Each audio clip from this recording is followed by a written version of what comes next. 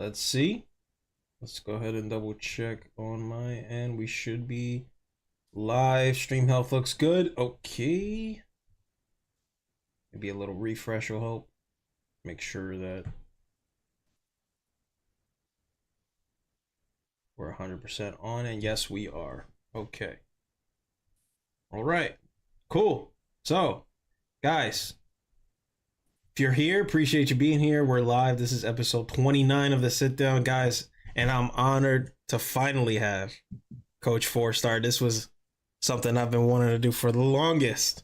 And I was like, if I'm going to make it, I got to do it with somebody that's well respected within the community and a big one, a big name, in my opinion, in all types of stuff. I mean, I don't know how you started to get into the Fall Guys thing, but I'm telling you right now, for the longest time, every time I got people coming in from my community, they got nothing but great things to say about you. Oh, that's nice. Myself as well. I was talking to V-Tice earlier today, same thing. So we're really honored to have you. So I'm happy to end this season with a bang and have Coach4Star, man. Thanks for coming. Thanks, dude. Thanks for having me. Of course, man. How you feeling? How's your day? It's a day. It's a day. What are you gonna do? It's a day. You just get through the day, and then you get to do, fun stuff like this. So yeah. Which I appreciate, by the way, man. Like, yeah. If you want, you can definitely get started at any point on how you started this business, this whole streaming stuff, because you've been very consistent, not on and off. I know you got your own life, but walk us through it, man. So I guess like it's kind of I don't know. I mean, there was just one day I had a little bit of an epiphany, and there were two main reasons how I got going. Okay. It was one, I was looking I was taking a look around at our sports. Like, so I coach baseball, I coach tennis. Yeah.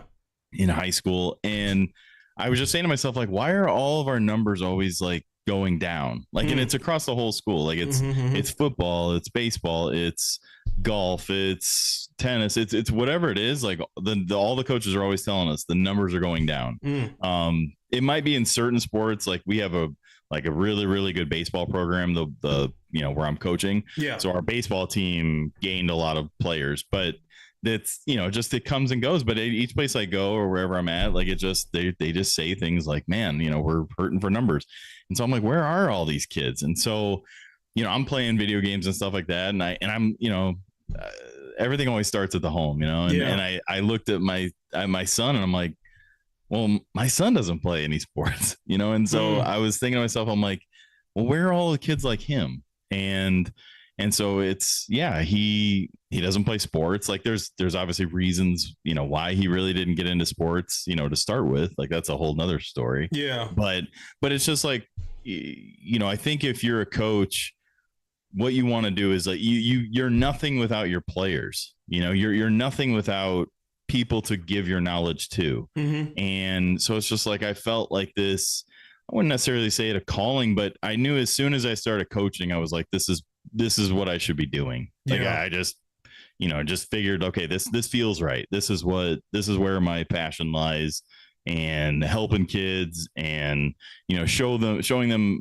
different paths. And I just thought like, man, online, there's so many bad paths online. Yeah. And so I felt like if I could, the kid that, like my son, who's going on and watching either streamers or watching videos or whatever it is, if he has a positive role model on there, then maybe that's what I could be and serve for kids. So that's why I thought, like, I was like, you know what, I could, maybe do this. And so that's kind of where I started. But it all started with, I wanted a project for me and my son. I wanted something for my son, you know, and that's kind of where it all started was that concept. And so I started streaming, and I was doing like Call of Duty, and, I would do Call of Duty, I would do Fall Guys, but nobody would ever watch Call of Duty. And it's just a different, community. Cause you can, the beauty, obviously, the beauty of Fall Guys is you can kind of play the game and be able to, converse with people. So it really kind of worked out. So I found a success with that. Yeah, because I feel like with Call of Duty, you got to be laser focused, especially nowadays. Which that's a whole it's so bad. And the thing is that the worst part that gets me real quick, and then we'll continue on topic. I got to rant for a second. Yeah, like, man, I'm telling you, the amount of cheaters with the whole Cronus thing, it really turned me off to online gaming, man. Like like it is so bad. Like and they're only coming up with better ways to like bypass these things. So it's like I feel like until like I can play I don't know when we'll ever reach this point, but if I can confidently like play Call of Duty and know for a fact no one's cheating, I don't think I will, man. It just bothers me. It makes it so hard. And then also with skill-based matchmaking, it just makes it to where you get to a point where it's really no fun. Yeah. And I know that there should be some form of skill-based matchmaking, but it's like when we're all creatures of wanting results. Like we are creatures of that. And as a coach, like we're trying to pitch the process, enjoy the process of it, the tough part of it, the grinding part of it. So you got to enjoy that part of the process.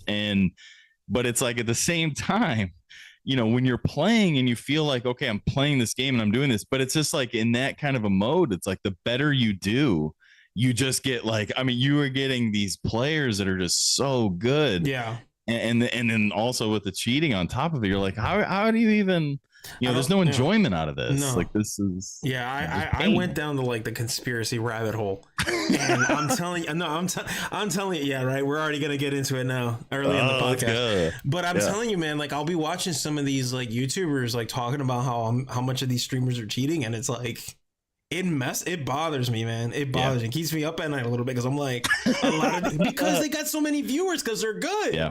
But are they really? Right.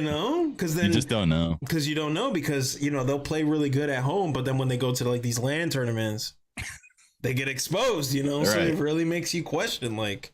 But it's also funny because they're also playing against like themselves. Like if they play themselves, they're okay. I think like in those LAN tournaments, right? Because then at least there's an equalizer. And then they just play. Right. But if they're playing the general public, then it's like, all right, well, you're kind of neutralized at that point. Yeah. Yeah. On top of that. Because then you're going to play against the other cheaters out there, not just yourself. But yeah, man. No, 100%. So I'm telling you. So I got to ask, so you ended up sticking with Fall Guys. I know you dabble in some variety. I know you do a little Fortnite, you do a little Minecraft, some Gartic Phone, a lot of stuff. With your project and your vision, would you feel like that was fruitful? Have you seen good results? Have you been able to, in other ways, like inspire the youth? I mean, I look at it, it's hard because there's some days, and I know that you know this, there's some days you look at that viewer count and you're like, I got 4 people here, like, and you're just like, what are we doing all this for? It's a lot of work to do all this. And so in time away from family and you just say like, man, you get discouraged. But you look at it where if you've got, let's say like you've got like 10 to 20 people. Well, what is 10 to 20 people? Well, that's a classroom full of people. Yeah. If like you were to go to a community college and go into a classroom, you're going to see 10 to 20 people. Like that's what you're going to see in different share desks. So you still are a teacher. You still are able to go to the whiteboard and teach something or have something to give to somebody. And so that's how I look at it. Like if you're at least can get yourself up to some sort of 10 to 20, there's people tuning into you. And even if, and I look at it where it's like, as discouraging as it can be, that 5 that are with you, dude, they'll be with you forever. Yeah. And like that part of it, you say that motivates you to go like, those 5 are worth it. Like it's worth it for me to still give my best. Yeah. Because those 5 are here and they showed up and I just appreciate it. Yeah. So and I feel like it takes time. Like I don't think you can make an impact in one stream. You know what I mean? Yeah. No, consistency. That's I mean, like from my perspective, like from my role online as a coach and trying to give, advice, as somebody that has messed things up in the past, and I don't want other people to go through the same mistakes and mess ups that I have. I don't know. Like, I just feel like I have something to give. And as long as I have something to give, I want to keep doing it. There you go. Look at that. Very well said, man. Cause when you'll notice too, even if it is those 5, it's typically the same 5.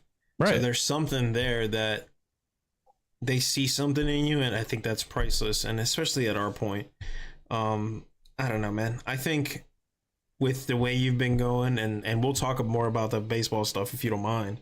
Yeah, sure. But even then, like, you have been very consistent, man. Like, you've been very, and whatever it is that's been driving you, keep it up, because it's 5 for now. And I know we just started. I mean, we started relatively late in the game, right? But it's 5 for now. But then that goes up over time, especially if it's consistent. People can reliably like come to see you. You know. With the now, let's hop into that. Yeah, with the whole baseball thing, like, and I know sometimes that like that may interfere with the, with the streaming, but how's that been for you? Have you been able to talk about it much, like in stream? Like, has there been any crossover? Because I was talking to Rocker the other day, and it wasn't Rocker. I'm sorry, it was Dame last episode, and he was talking about how, people at his work like found his account somehow, and that was a whole thing. How did that go? Well, so there was at one point, and I don't know who it was or what it was, but somehow they heard about it. And maybe it was one of our other assistant coaches or whatever it was, but told one kid.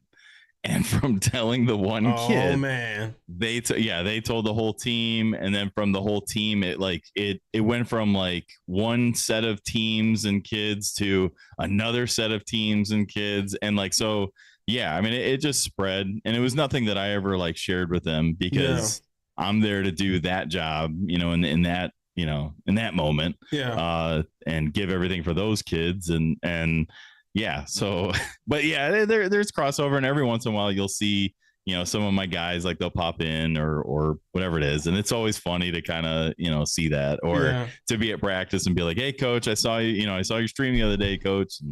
And I was like, all right, that's cool. But that's really cool. I mean, I'm wondering, like, tying in, because seeing how you are when I played with you, especially when we did it the charity stream together.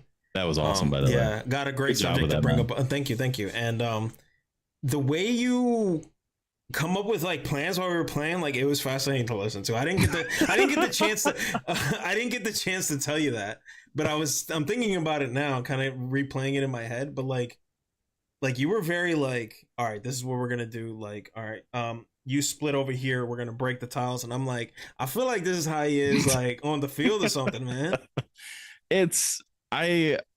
What it is I've had so many good coaches that have coached me, and I'm an assistant coach, and I have so many, like, I'm telling you, well, first off, my dad was a varsity baseball coach. My dad was a varsity basketball coach, and one of the best in the area.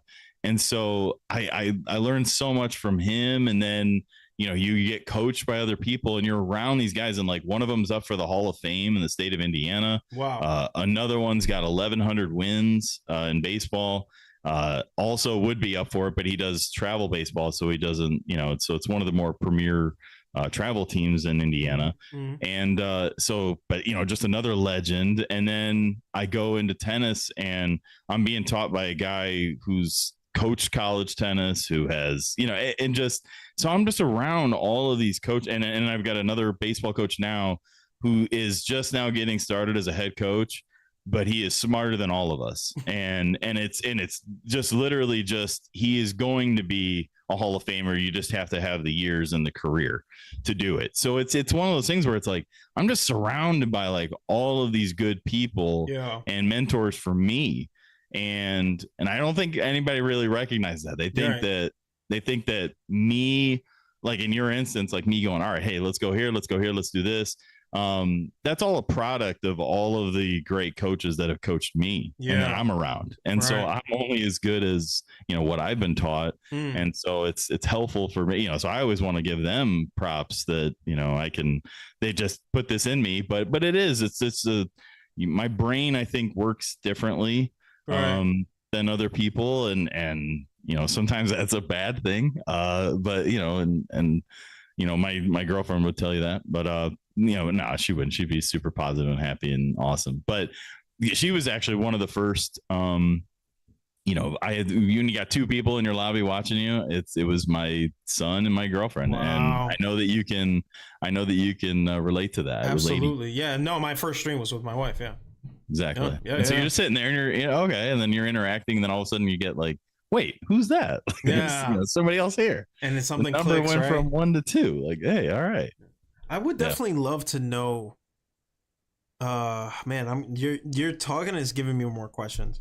So I'm telling you, I love it. And then we'll get more into the YouTube stuff, but I want to stick with the baseball and coach, if you don't mind. Yeah, sure. So how do you just wake up and decide, I just want to be a coach? You know what I mean? Because everyone wants to play. I'm sure you've played at some point, but I notice, a lot of, not a lot of people, but certain people, they'll play so much, they end up wanting to coach it too. Is there how does that happen for you at least? So it's crazy, but I got into it because like all players want to play forever. Okay. And there's always a realization at the end of the tunnel where you can't play anymore. Yeah. And there'll be that day and you just go like, I guess this is the end of it. And I mean, there's still ways of playing. I played in an adult league. Except the fact that like the adult league that I played in, I was a catcher and we had 4 guys that threw 90 miles an hour. And we had guys with baseball cards in the league. And like, so it's a really good competition. Like it was just very, very good. So it wasn't like, it's like, oh yeah, it's an adult league. And then people show up and they're like, this isn't an adult league. This is like a semi-pro team. Like this is insane. Yeah. And so it's, but yeah, so there's every player like ends up, having a day where he stops. Well, you always have that in you, like that competitiveness and the, just the fun of being on a field. It's not describable. Like, and it's not just all about winning. It's about competing and just that level of competition you feel.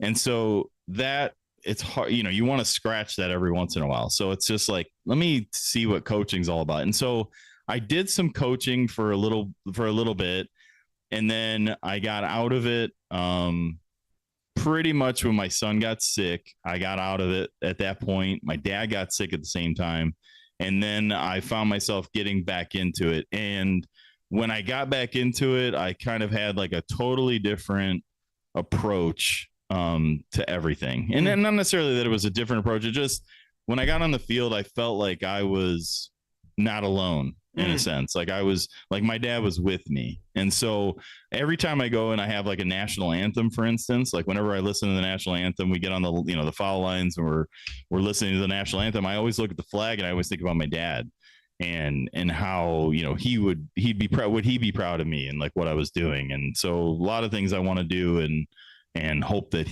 just to make him proud. And so that's kind of, where I really, it like I was doing lessons almost as, beforehand or just kind of doing it every once in a while as far as coaching. But then once my dad died, I kind of like went full force into coaching. Okay. So. And that was like your way of like continuing that, being around the baseball culture and all that. Yeah, that is America's sport, man. I'll tell you what. Well, football is definitely now. I mean, I don't even know why they call it America's sport, baseball, but it's sad because it's like it's dying. Yeah. As a sport, but football I think is taken over at this point. But yeah, it's America's pastime. That's what they always say. Absolutely, because there's such a rich history there. I mean, and I get it. The same can be said about football, but I feel like baseball was one of the ones that really like spread throughout the world. And like everyone wants to come here. It's a whole different conversation, but I want to stick it towards you. Okay, so you've been sitting around that. It ended up you being coaching now. Is there like a mindset you need that's separate? Is it the same? And then what? I guess in baseball in particular, what makes a good coach a coach? Because I don't really like. I have a basic grasp of like baseball, but like, what would you say? It is, because like I've heard stories from people who are like big fans of football, right? And they're like, there are some coaches that are just like absolute geniuses in terms of like playmaking. You know what I mean? Yeah. Like how would that equate in like the baseball world? Essentially, it's like football is very much like coaches love to coach football. Number one, because there's money in football. So they're, when you get paid, you actually get some paid, something. Yeah. And the other sport, most of the other sports like basketball, you get some money.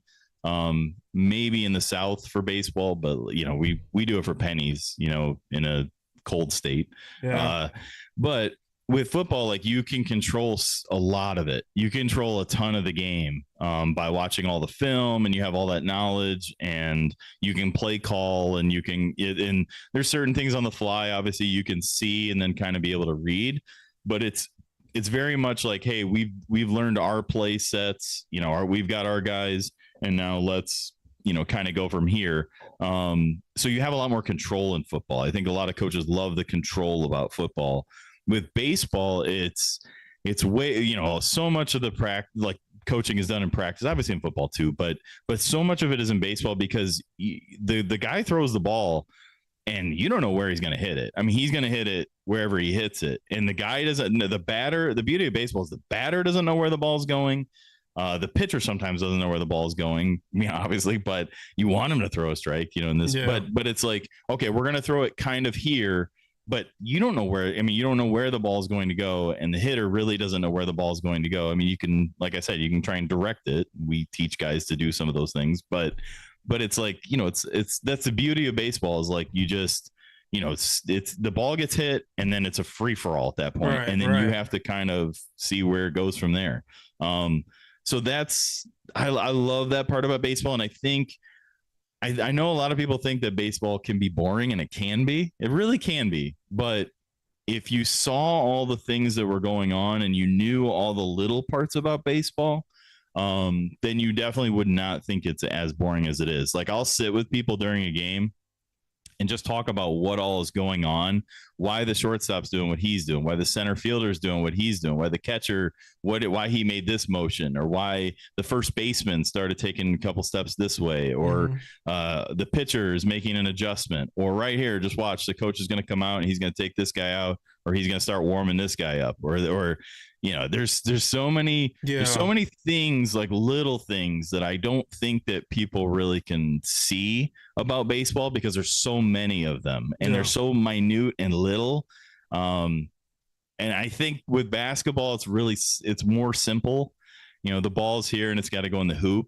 With football, it's like, all right, you got to get the guy across the line, and in baseball, like I said, it's like, it's a free for all. Like, the ball gets hit and it's like, what is, okay, let's see what happens here. Yeah. But it's just, the problem with baseball is that it's very much, it's boring. Like, the parts of it that are boring, and I would agree with certain parts of it. It's like, but I also love those parts. Like, as a catcher, I was involved in every play. Exactly. So the pitching and catching part of it is interesting to me. But I know for a lot of people, they're like, and unless the ball's being put in play, like, it's pretty boring. Yeah. So I could see that part of it, from people's perspective. But I also think if they could go to a game and I could sit next to them and kind of show them, like, all the things that are kind of going on, their mind might get blown a little bit. Like, oh my God, like, look at I didn't realize, like, all this stuff is happening. Yeah. But there's a beauty to that. Like, I love that part of it with the coaching part of it. But yeah, it feels a little chess-like, because I feel like from when I used to follow baseball a lot, it feels like a lot of mind games and, like, reading players. Would that be fair to say? Yeah. I mean, you always want to, if a batter, if he's thinking that you're going to throw it here, you want to throw it there. Right. We talk all the time, like, in fastball counts, like, when I want to throw a fastball to a guy and he's thinking, okay, it's 2-0, I need to be looking for a fastball here. It's a great time to throw a changeup. And so it's a constant, you constantly are wanting to do things to throw people off, especially in pitching. And the game, to be honest, is really built off of pitching. Right. It's so dominant that, the fact that, I know this stat gets said over and over a million times, but it's, and a Hall of Fame hitter gets 3 hits out of 10 and they're failing 7 times. Well, you could also look at it like the pitcher is successful 7 out of 10 times in getting that guy out. So if you have that mindset, you're thinking, man, we win a lot. Yeah. Like, we're doing a good job. Like, our pitchers are getting these guys out, and they're throwing strikes and they're not giving up free bases and walks. And, so that's a different way to look at it. You would argue that the pitcher is the most important.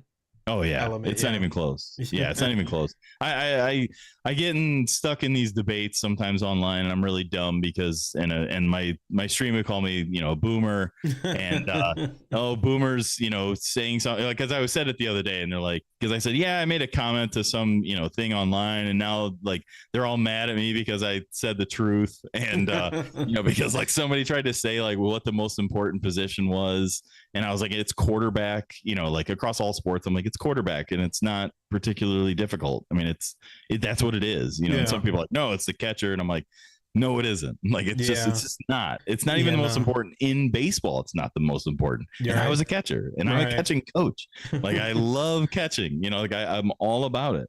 But it's by far the pitcher, and it's not particularly close.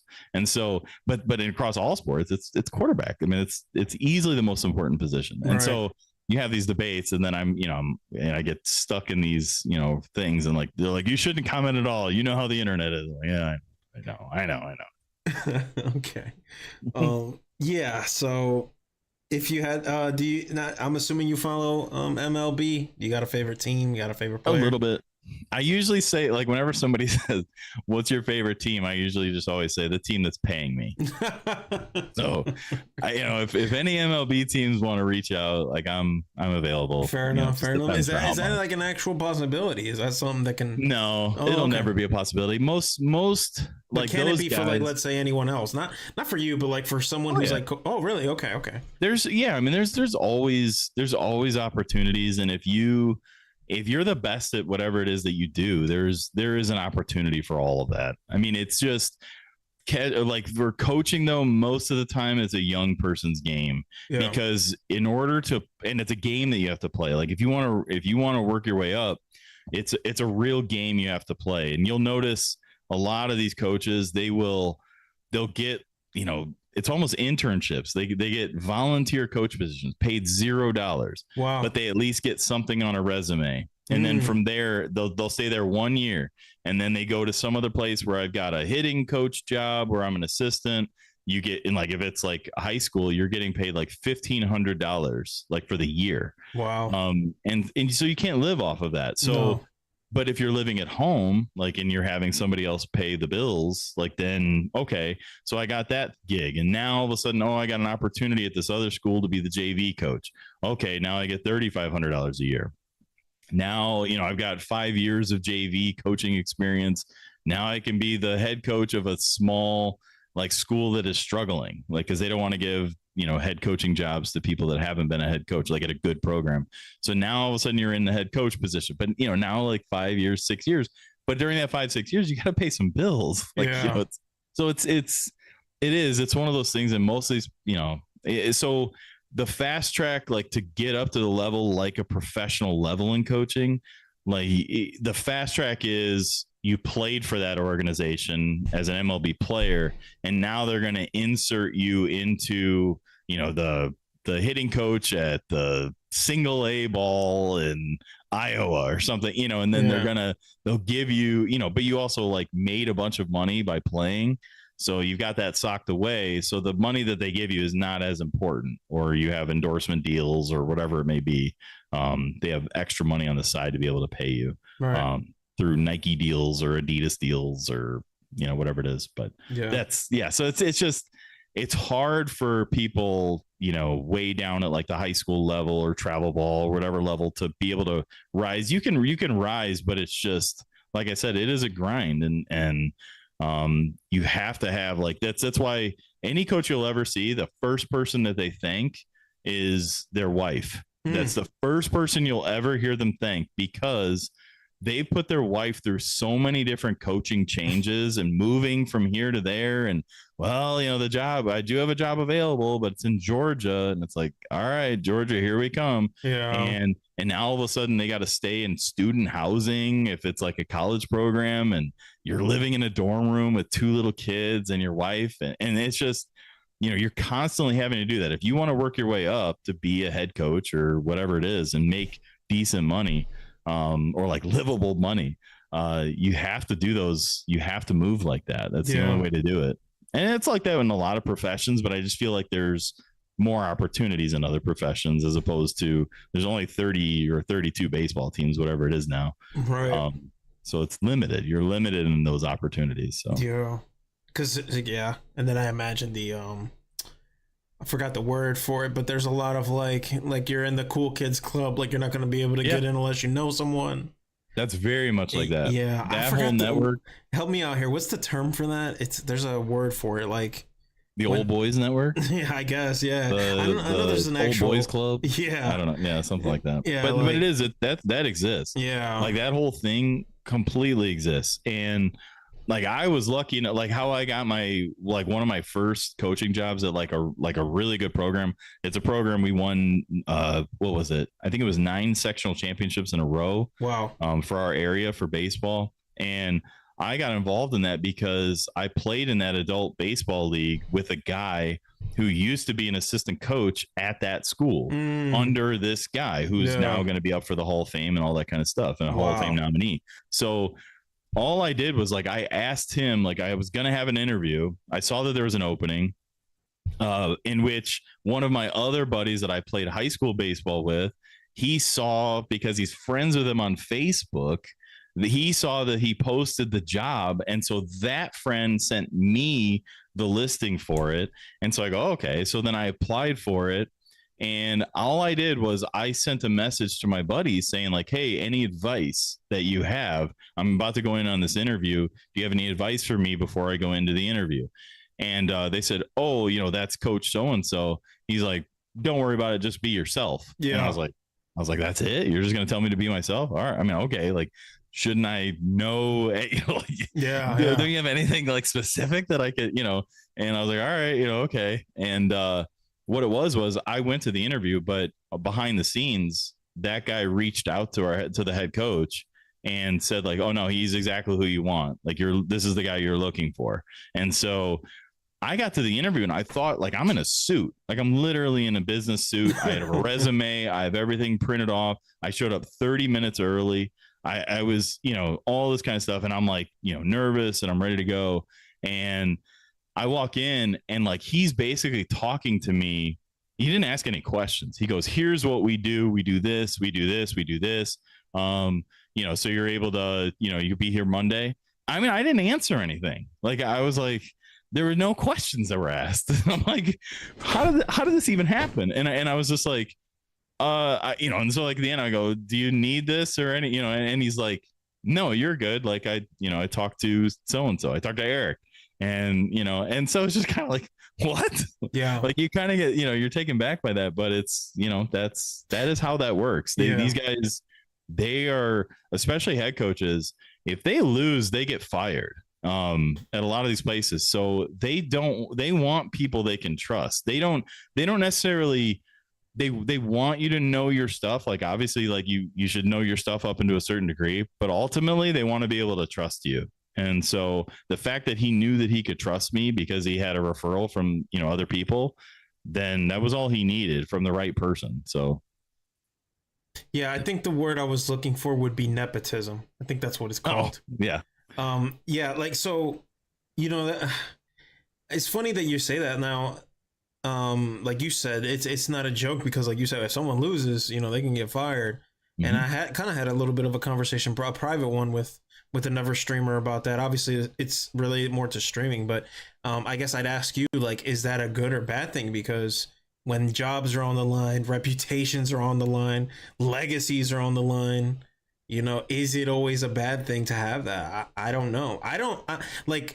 Because I got life experience and I wasn't born yesterday, I'm more inclined to like understand it. Is it good or bad? I think in the terms of like baseball and how tight knit that community is, I almost feel like it's like kind of needed, Yeah, it's one of those things where it's like if there is a little bit of an aspect of you bring somebody in and if they really, really know their stuff and they know it better than the head coach knows it, then there's a guy you can, like the assistant coach can start going behind your back and can start doing things and conspiring to take you out of that position. and or causing a lot of problems with parents, with like interactions with parents, and then you get the parents all riled up, and then they can try and go for the head coach's head, and then they're like, well, who do we put in place? The head coach is gone now. Oh, this assistant coach is sitting right here. Like, yeah, we'll just promote him up, and so trust is way more important than all the stuff that, because a lot of times the head coach is going to know what they want to do anyway, and they're going to tell you, hey, dude, this is what you need to do. Now there's some coaches like this coach is, like I said, there's a reason there. I mean, there's a reason he's a Hall of Famer, but he definitely would just let me do my thing. Like he checked first, like he saw like, okay, this is what he's doing. Like, oh yeah, he knows the stuff. This is okay. Yeah, we're good. Like, and so then like, I never, we go into indie, we call it indie, but like individual, catchers, individual infield work, individual outfield work. And so everybody breaks off into, what they do. And like, I mean, I would just do my thing, and I'm with my catchers, and we don't even, he could just stay over wherever he's at. Like, he doesn't have to worry about it. So it's kind of it's nice to be able to take that pressure off of him, that he doesn't have to do everything everywhere.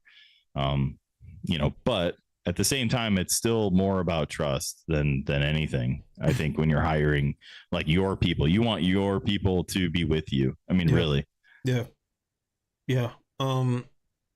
Love that, dude. I gotta ask, you say you coach mainly catching. What makes a good catcher and a bad catcher? Because I feel like they have a certain position that might be secondly most important, because I mean, they got a view of the field. They're the ones, and correct me if I'm wrong. Like, I only know what I saw, right? So bear with me, everyone. But I know there's some sort of like sign communication between them and the pitcher. Yes. On what they're going to do next. So, if you can give me like in layman's terms, like what makes a good catcher, I would love to hear it, because there are some, like I used to keep, not anymore, but I used to keep up a lot with the Phillies. Yeah. And, their catcher Chooch, I don't think he's still there. They gave him a nickname. I don't know if you're familiar with him, but he had like a big reputation in Philly. He was like very well, like loved, and due to his awareness, dude was always getting into fights with people, always on top of like, what's going on, had awareness. I don't know if that sounds right. So no, it's hard to explain, because anytime I would because there's sometimes we would do coaches clinics where as a coach, like we would go out into the community and we would give clinics to other coaches. And always when I give that talk, like, and they would introduce me, hey, here comes the catcher's coach. And I would come out there and I would stand out there and I go, all right, guys, what's the most important position on the field? And they're looking at me and they're like, it's like, this guy's going to try and argue that it's catchers. And I would say like, some people would say a catcher, they raise their hand, catcher. And I'm like, no, it's the pitcher, but we make that guy look good. And that's our job. Like, our job is we are the leader of the team. We have a perspective where we see the field differently, completely differently. In fact, everybody else is looking the other way. We are looking out into everybody. So we get to see everything at all times, which is awesome. Like, and everybody. Okay. So here's the other thing.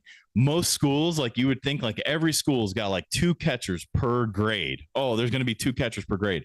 No, they at some point, like, they're just like, I don't want to do all that. That's a lot of work. And it is like to buy all the equipment and to lug it around. And in the summer when it's 90 degrees and other places a lot hotter than that, even, you don't want to be the catcher. Like, it's hot and it's a lot of work, and the balls bounce off and the balls hurt.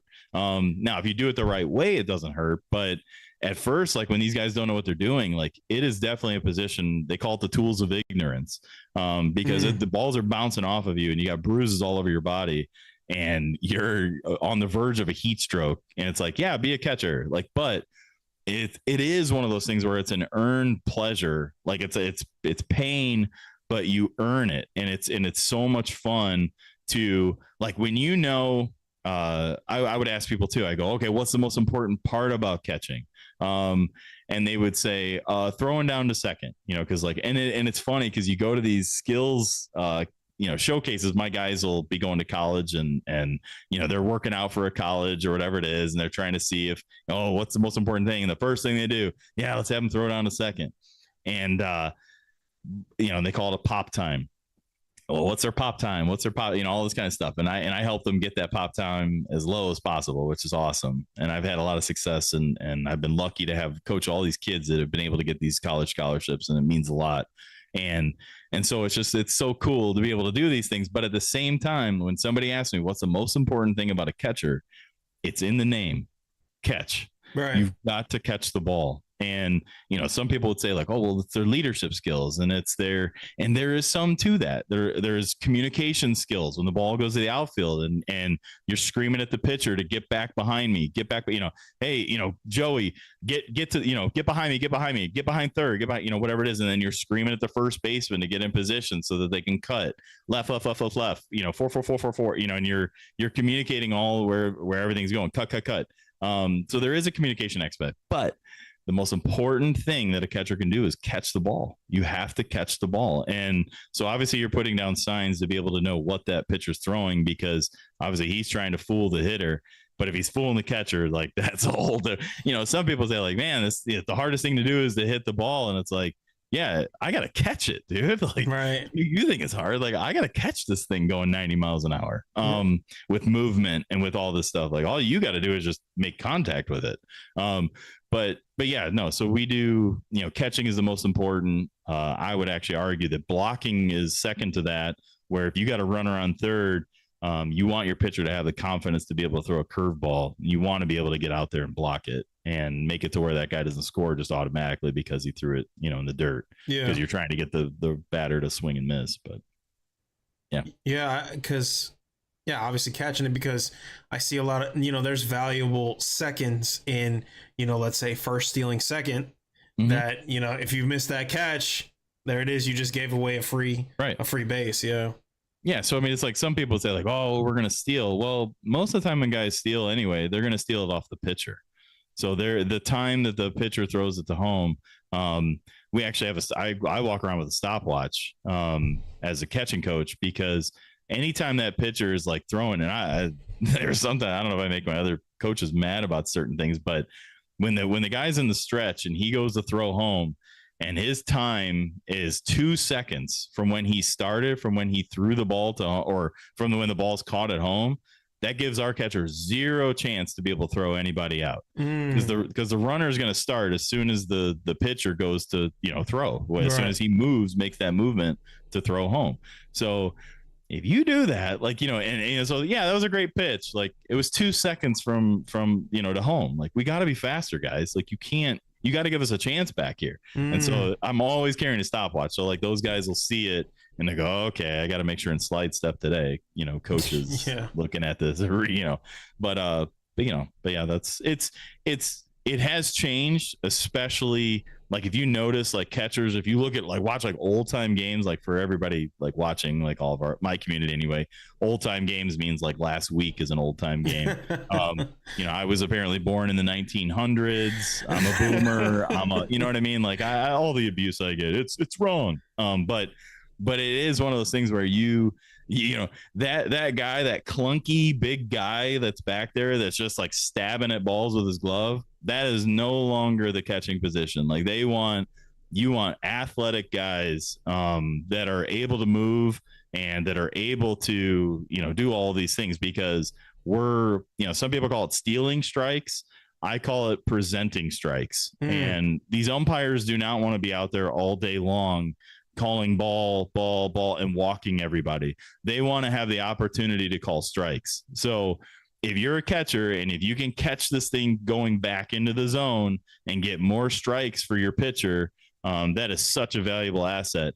But it's one of those things where it's like the better you can make that pitch look, but if you're like catching it and you're like diving your glove down to the, down into the ground, and then everybody in the building screaming at this umpire, that umpire's not too happy about it either. Yeah. So, but yeah, you just want to catch more and more strikes. But yeah, catching is the most important thing. Receiving it. Absolutely. There you go. That's what separates the men from the boys. Actually catching the ball as a catcher. Catch the ball, dude. Would have thought, yeah. That's what I say in practice all the time. Catch the ball, dude. There you go. Okay. Lastly, and then we'll move on. I like the strategy aspect of baseball, but I do like the showmanship. the way they advertise the merch. I mean, the storylines, the banter. Have you you know, I love it when like umpires are like throwing out coaches, but it's like obviously fake, you know, like it's very dramatic. You ever do any fun things like that to like kind of keep the crowd engaged or cheering or anything like that? Oh yeah. I mean, there's I love those. There's some insane moments that I've kind of been a part of, like behind the scenes, like, cause like I said, I've coached with Hall of Fame coaches. So those guys are they're not opposed to yelling at umpires or getting into it with umpires. It's a fine line, like, because like a lot of people don't understand, like, the reason that an umpire is like, you know, come on, George, or like a coach will say to, you know, come on, George. They know these guys, like we know the umpires, like we don't, it's not like we hang out with them, but we have relationships with all these guys. So we see them all the time. Like, okay, well, we got George today. Great. You know, whatever it may be, like whoever that may be. And so we will, you know, there are moments like we had it in our sectionals this past year where it was crazy. We had a moment where like both teams were getting completely, it was horrible. Like it was really, really bad. You know, the officiating was really, really bad. And it just was kind of ruining things like in this moment. Like we're playing against a team that went and played for the state championship, and we ended up losing the game. But it's like we're in the dugout, like we're talking, and we're like, well, we don't want the head coach to get thrown out. So me and another coach were like, one of us is going to have to wear this. And one of us is going to have to get tossed. And so we're having just this conversation, like middle of the game, like the game's going on. And so we're just like, all right, well, do you want to get thrown out or you want me to get thrown out? And so the other guy, oh, you know, I'll take it, you know, I'll do it. And he's like, I'm not just, you know, he's like, obviously I'm not going to just go do it now. Like, he's like, it's going to be for something, like there'll be something that happens. Literally like one pitch later. I mean, it was just one pitch later, and boom, he goes out and just, I mean, you know, it's all like, it was all on video. It was all, you know, documented. All of it was, but it's just, and, you know, and he gets tossed and then, you know, I'm going out there to try and like separate him out of it and get him out of there. And okay, here we go. And, but there is definitely a lot of fun when it comes to that. And I think when umpires, you know, there is something, because like there's so many less umpires right now because of the abuse. But I think if you'd ask them, it's less about the abuse from other coaches because we have a relationship there. And I think it's more to do with the fans and the players themselves. So usually the players themselves are usually pretty good. Like whenever you watch these videos, it's mostly from the fans. Like it's mostly from the parents that are just mad that Johnny got robbed on one pitch, you know, in the middle of July in a meaningless game, you know, and it's just kind of silly. But at the same time, it's, you know, that's life. I mean, like these guys are human. They're going to miss pitches, and I don't know, but it is there is some fun, you know, back and forth and throwing somebody out. I mean, there's sometimes you can't tell me that an umpire doesn't get some enjoyment out of throwing some of these guys out. Oh yeah. Like those, like off recent memory when I was growing up watching a lot of baseball, like on TV, like I at the time, like, man, it's just most of my fondest memories were always like just hearing the crowd roar after the umpire kicks, like the other, you know, the non-home teams, the away teams coach, you know, it's like you get some really funny moments there. And I think that's what helps. Like, I think like going to the actual stadiums, going to the actual games and being a part of like some of the skits, some of the fun that they have, I think it's not as boring as like I think people say it is, but you have to like be there to like appreciate those things, you know what I mean? Because you hear the banter, you hear the jokes, you know, and like I said, you're part of these skits. A lot of the crowd has like different things happening, the music, like baseball is actually a lot more cooler, but I think you got to be there is one of the things. It is like it's there's also a difference between playoff baseball and regular season baseball. Regular season is almost like going to a picnic. It's kind of, you're just there, and you know, you're kind of there, and it's a little part. You're at a party in a sense, like you know, especially where you go. Like, I mean, you know, one of the places that are closer to me is the Cubs, and you know, like you I guarantee you go into the bleachers at Wrigley Field, and go like, hey, what inning is it? I don't know. Like, what's the score? I don't know. I have no idea. Yeah, they're just there to hang out. Yeah, I mean, they're drinking cervezas. I mean, like, so they're just enjoying, like, and then there is a fun to that too. You're just kind of there, and you're able to have full conversations with people while you're watching the game, and it's just, it's not as intense. Like, I think the cool part about football is that you have a moment in between, and then it's like, all right, and then here's the play. Like, and then everybody's like dialed into that play. Yeah.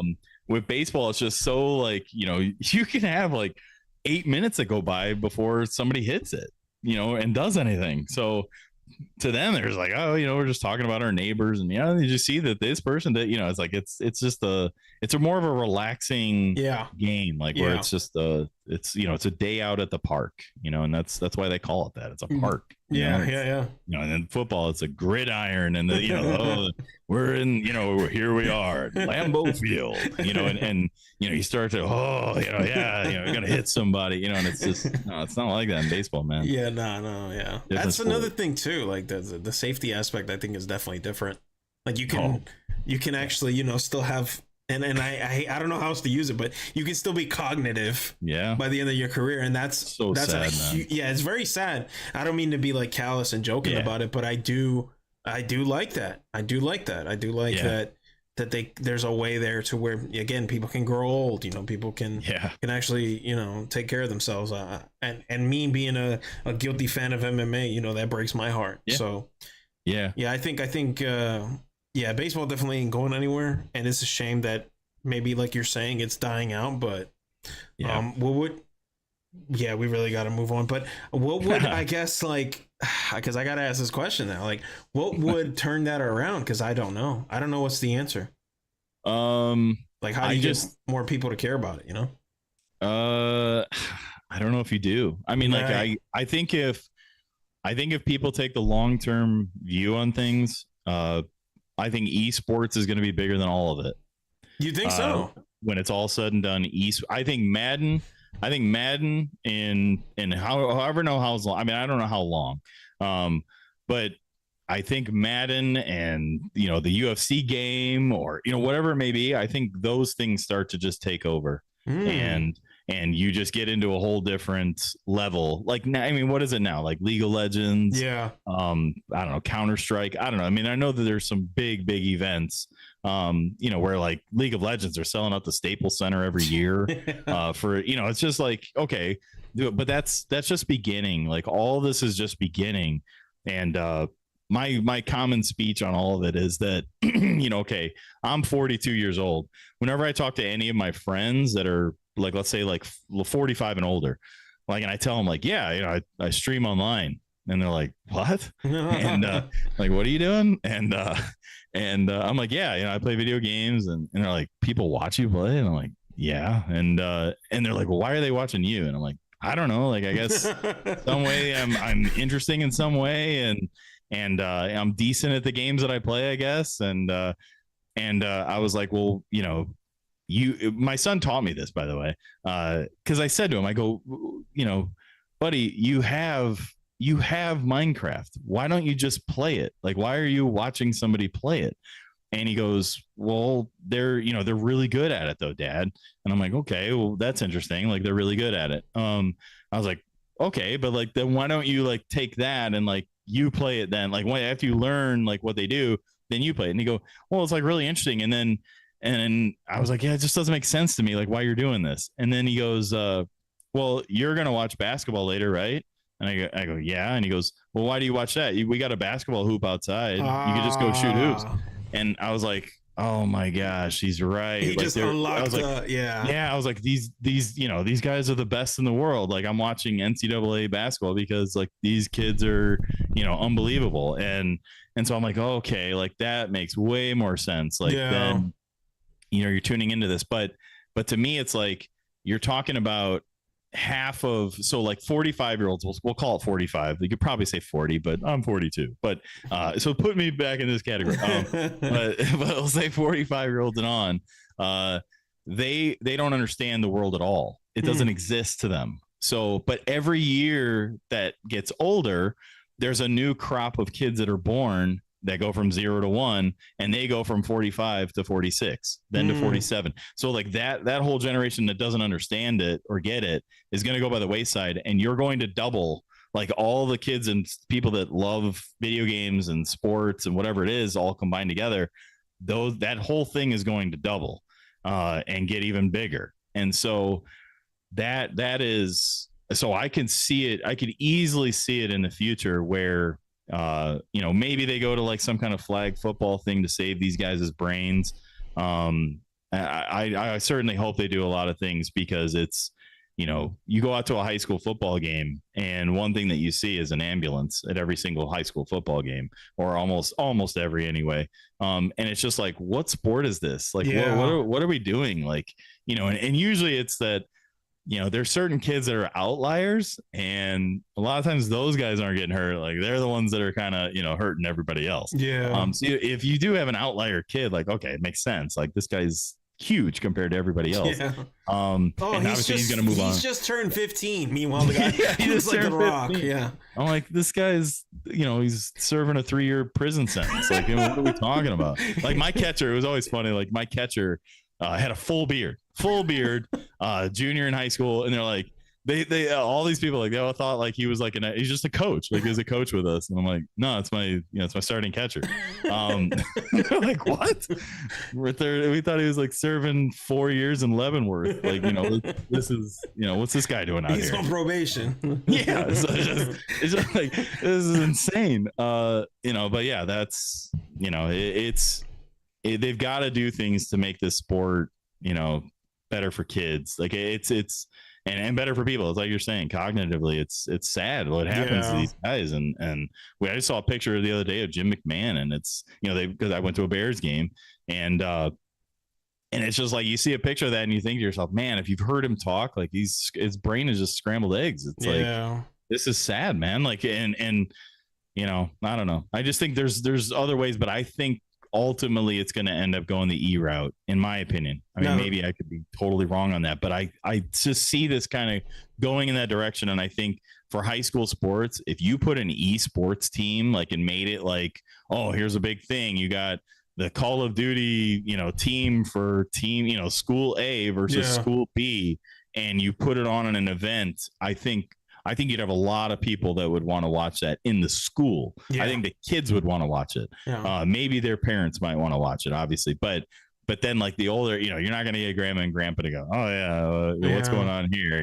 And so I think that's going to take a little bit of time, but once that happens and that switches, you're going to see a lot of esports just take off. Does that upset you at all? Like, seeing the evolution from sports to esports? No, I mean, yes and no. I guess I'll say yes and no. The part of it, and I'm saying it as a portly fellow myself, but I just see all these kids and they're really out of shape compared to in prior times. Now, when I was playing sports, I was in very good shape, but it's just one of those things where it's like, man, there is a transformation, and I was talking to somebody else. It's like, if we had to go fight a war right now, it would be a scary thing, even though I know, like, wars are fought with, video game controllers now in some kind of a thing in Nevada where they're going to fly drones around. Pretty much, but at the same time, it's like, you're going to have some people on the ground doing what they're doing. And it's just like, man, that's scary to think about. Like, all these kids that are, not even able to, like, you'd be able to say, hey, go run a mile. No mile is going to be run here today. So. But so in that respect, like, I do wish that, I like sports from that aspect. It gets kids moving, gets kids more socially involved and face to face. I think sports is a lot of that communication. But it's hey man, you ride around on horses all you want, or you could get in this car. I'll get in the car. So, yeah. Same. I feel like there's a world where both can exist. Right. But it wouldn't be good at the sacrifice of, like, physical health, I don't think that's good at all. Yeah, you got to do something. I don't know how they would incentivize or combine the two, but I do know there is a direct correlation between your physical fitness and your actual gaming performance. I know that's like a very well studied thing, and it doesn't hurt you. So maybe, like, if we can incentivize people to stay healthy under the guise of, like, your mental clarity will be better, therefore you'll perform better on esports. I think that would be like a good mix, you know. Well, I know all those esports guys, like they have like they training work out like regimens. crazy. Yeah, they work out like crazy. They do a lot of stuff like that, but I think it's like for the casual fan, they just don't of it, you know. It's like, all right, well, I always thought it was like, it's one of those things where like the Wii, like thinking about the Wii, I was like, oh man, like it got the family up and moving, and you know, we're bowling here, you know, we're gonna play a little tennis today, huh?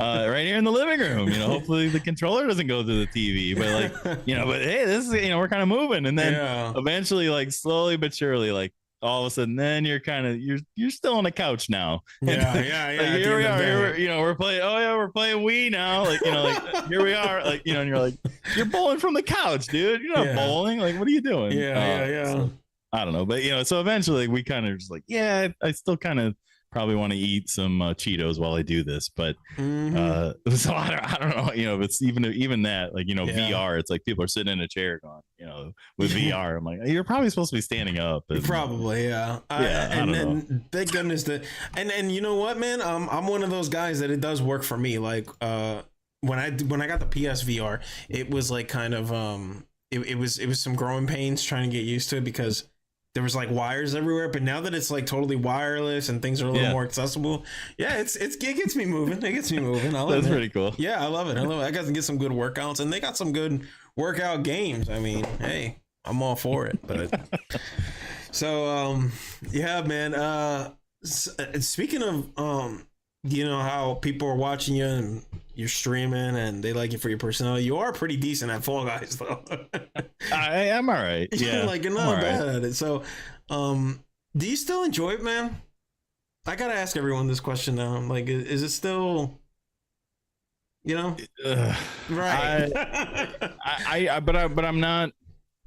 It's hard to explain it because you just get tired of playing the same maps, right? You know, if they had theme maps, it would be, I would still enjoy it like the first day I played it, because there's at least something new happening. It'd be like, I guess the comparison, if we're going to bring it back to sports, it'd be like playing against your own team every day. At some point you kind of want to play the team that's, you know, the neighboring city, or another city, like somebody else. Let's play somebody else. I mean, come on. So, and it's unfortunate because it's not bringing any new people into the game. So it's not bringing any people into, you know, new people into YouTube to watch it. So it's discouraging from that standpoint. Like, I still do enjoy the game, and playing the game. I don't like the solo because they did all the creative rounds, but you know, it kind of is what it is. And, but so, yeah, so it's, I still like the game. I just wish they would have done a bunch of different things better to, you know, to make it more enjoyable. Yeah, same. Like, I'm at the point now where like I kind of feel about it the same way I feel about like kind of like Monopoly. I know it's not the same game, but like you can only play Monopoly so much, and then eventually you're gonna want to try a different board game. And it's like, but wait, we have Monopoly but with credit cards now. I'm like, oh, that's cool, but it's still Monopoly. Yeah, it's still the same thing. You're still going around and boardwalk. Right. Like, okay, now we got Monopoly, but this is you know, this is Simpsons Monopoly. I'm like, oh, that's great. You know, that's a cool collab. But these three down here, like the slumlord property still, and this one's the oh yeah, well, it's still the same game. Yeah, look, now you can run around as a poo. Okay, great, but it's still Monopoly. Like, so I just, like, I feel bad. I don't hate the game, but I'm not even burnt out. It's just like, all right, there's so many other new games I'd rather, you know. Yeah, that's kind of where I'm at right now with it. So the hard part that I've found is finding games that the beauty of Fall Guys is that you really can interact with your community the entire time. And like, it's even during rounds, like when you're playing, like you can even look at chat still and be able to get through it and play it, and you know, still be able to. And so there's something kind of cool about that.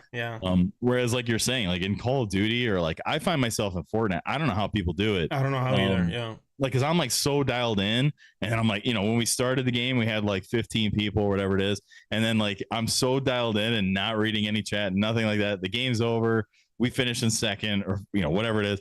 Oh man. And then you turn over and you're looking, like, 5 people here. Like, where did everybody go? Yeah. And then, well, they talked to you during that whole time and you didn't say anything back. So they're probably going to be, you know, they didn't get that interaction that they were kind of hoping for. Right. And so it's very difficult to try and balance that. But I think Fall Guys is such a good game for streaming. And I think that's a big reason why a lot of people got into it to begin with, because it's so nice to be, the community aspect is so free flowing. Oh yeah. It's and there's a interactivity there with the chat and the player that's in the chat too. You know what I mean? Like, yes, you can do a little, you can set up some storylines there. There's people in the chat who are like some of the best, and then you make them like a bad guy, and then you got a hero, and you got villains, and you know, like it's obviously it sounds goofy, but I'm telling you, like, when you're actually in it, yeah, you're absolutely right about that. I think that's an undervalued positive. Well, not undervalued. I think everyone sees it, that plays it and streams it, knows it's very apparent. I'm just add to it, yeah, I think there's a line for streamers, and I think it's a really important line to be distinguished between, are you putting on a show or are you just playing video games? Ooh. And I think that is a crucial thing that you have to understand that. And do you want to be a person that just wants to play video games and then I'm just playing video games and people are here with me, or am I putting on a show? And I think with Fall Guys, you're able to put on shows. Like, you're able to do things and create narratives. And you know, for mine, it's blue versus yellow, or we have rocket squads that we do, and you know, so there's just different things that we're able to do, and it's kind of, oh man, this is kind of interesting, this is kind of fun, as opposed to, I mean, I know you play Spider-Man, I'm not picking on you, but it is one of those things where it's like, it's hard. Like, it's hard to create a narrative inside of just playing Spider-Man. I'm playing a video game. Right. So it's tough. Like, unless you're the best player of that game, it's tough to like break into that and still continue with the community aspect of it. It's hard. Like, that's and the people that can do that, it's, you know, kudos, because I can't do that. I mean, it's too hard for me to be able to try and figure it out. And I don't know. No, that's the struggle of it all, really. Yeah. Because are you mainly focused on like the streaming aspect? Have you dabbled into making content? Because I am curious where you see yourself like in the future doing this. It's funny because over the past, I would probably say almost all this year, or at least for the last 6 months, I have questioned everything. So like I you know, I'm a person that's like, I pride myself on being a coach, and I like to give advice as opposed to, well, then again, I don't know. Coaches really do receive advice a lot too, and they take that in consideration. But I like to be the one giving the advice. I mean, you know, typically speaking, like, that's just what a coach wants to do, is be able to provide whatever wisdom I've gained and give it to somebody. But like right now, I don't know. Like, I don't, you know, if somebody were to say like, hey, what would be your advice on what you would tell, you know, somebody and like first starting out and first whatever, I don't have answers for you. And because it's one of those things where it's like, what do you want out of it? Do you want to build a community? Do you want to do this thing just to get views? Like, all of them are the right answer. Do you want to do it to just be live and put on a show? Do you want to just be able to provide content? And I'm struggling with that. Like, I'm struggling with the, you know, do I want to, like, you know, I've been, what I think I kind of want to try and gravitate toward is like, I'm doing live content, but I'd like to be able to pull more of the live content out to be able to do videos and do clips and stuff like that with it. But I think if you really want to grow, there's something about YouTube where if you're going live, I think it's hard to grow right now when you're going live on YouTube. And I know Jakerton was talking about it. You know, it's very difficult to grow your channel if you're just a live channel. Like, if you're a show going live channel, I mean, I think videos, like, I think there's something about the algorithm where you're benefited by doing videos and video content, and putting shorts out there. But I think also, like, if you put all that together, I don't know. I mean, I know that on YouTube you can definitely grow if you have videos that are like really cut well, you got a great title, you have a great thumbnail, people are clicking on it, people are watching all of it, you can grow if that happens. If you're putting out really good stuff, you are going to grow, period. I mean, there, you know, and then, but there is something about like going live though, that I've seen streamers where they put out video content, they put out stuff, they've been growing, then they go live, and all of a sudden that changes things inside of their algorithm. And they get maybe pigeonholed into just this, you know, thing, and they're not being seen by more and more people, because it changes I think it's your average watch time. And I don't know. It's something we don't know. Nobody really knows. Besides maybe the YouTube people, until they crack it. Obviously, Mr. Beast knows it. He's figured it all out. But it is one of those things where it's like, you know, if you go live, like if you do a video, like let's say it's 20 minutes versus going live for 3 hours. Well, like during your live show, like if your average watch time is something like, let's say 10 minutes to 15 minutes or whatever it is, well, it's still pretty good. Like 15 minutes of that, you know, if you got 200 views or 300 views, whatever it may be in your live. Well, okay, you know, there's some people that stayed the whole time, and like there's some people that popped in and popped out, like whatever, you know, oh, this isn't what I want. So they came in and came out. Some people just come in and say hi. I always love that. Like, I mean, it, you know, I always scream, you ruined my average watch time.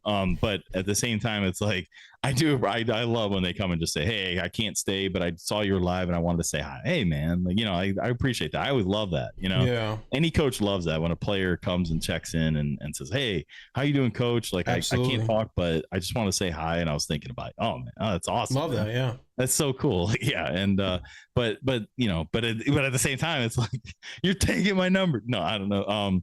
But it's but yeah, I think there's something with the algorithm right now where it doesn't have it quite dialed in. I think there's something weird about it. And so I almost think you're almost better off. Like I thought about like starting up a second channel and just putting content there and growing within there. But I think you're better off, like you can almost like grow on other platforms, like your Instagram reels and your Facebook reels, or I know a lot of people are into TikTok. I mean, they're growing in those places, and then they're bringing them to like other places. So it's kind of an interesting thing. But I think right now, I think you're better off doing videos on YouTube if you just focus on them and do those videos and put those out and do good work that people would want to watch the whole thing. I think it's probably the best way to go, but man, I don't know. I've been scratching my head the last 6 months about it. Same. Yeah, I'm almost. You grow and you go on that path, and then it's like, man, like this is slowing down big time. So it's interesting. Yeah, I'm getting to the point now where I've had that mental not battle. I guess that mental conversation and thinking like maybe I should just focus on videos.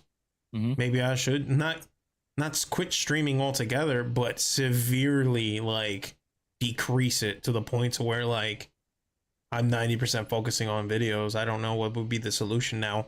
A lot of platforms allow multi-streaming, and it seems like you said seems to be what's going to have to be the next play for us. Especially if you're not like exclusive in one community and all you're doing is making content for that subsect. Yeah. Like you almost your hand, especially how oversaturated this market is, you're almost like it forces your hand to like either multi-stream or at the very least have different avenues of getting an audience, because I've seen more fruits that way than just straight up streaming. I think you're doing yourself a disservice if you just stream. And it's hard because I go back and forth too, because like to me it's like the streaming part is really important to me, because that's at my core value of what I want to do. I want to be able to interact with kids. Like I want to be able to have players that are there that are going to listen to a message from somebody who's being positive, who's telling them to sit up in their chair, who's saying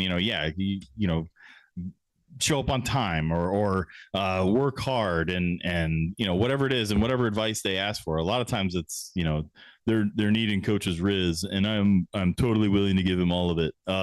But they're asking for advice, and so but that's the best moment. Like you're playing a game, and it's just you're playing a game.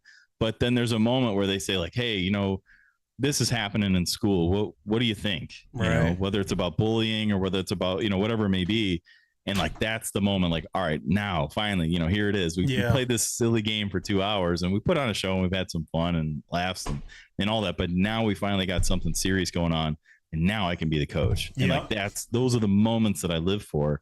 And that's what inspires me. It's what I want to do in life. And so it's, so it's hard because if you just do videos, you're going to lose some of that. Mm-hmm. But I think I've looked at it like I want to grow to the point where, I can do both. So that's why I was thinking a second channel, and that maybe I can grow some people and then you funnel it over to the live side.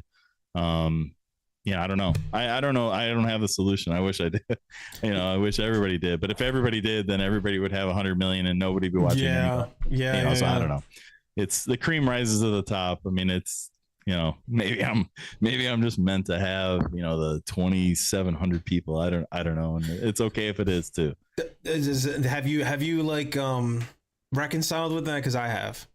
Yeah, I yes and no. I mean, because I'm always, if you're like, you've heard the phrase, you're either growing or dying.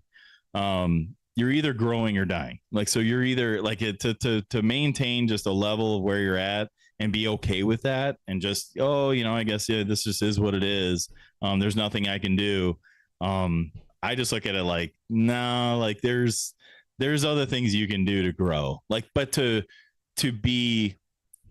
place all of your happiness into that growth, I think is another level of you're going to really upset yourself and it's being results driven. If you're purely results driven, this is not the kind of thing that you want to get involved with, because it's a roller coaster. You're going to have ups, you're going to have downs.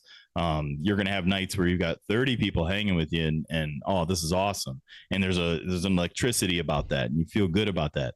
And there's going to be times where you got 4 or 5 and you're going to have to deal with the success and the failure of that and be able to continue going forward and continue putting good stuff out and maybe, okay, we'll go back to the drawing board. Let's figure out something else. And these are problems that have solutions to them. You just have to find the solution. So just get back to work. It just means you just got to keep working. Just to keep learning, keep growing. Cause to me, and you've spoken to other creators. I have as well. And, feel free to call me out at any point, but I still feel like we're still at the learning stages. Oh yeah. Like this 100%. This is where you like learn, you craft, you make mistakes. And then later down the line, cause,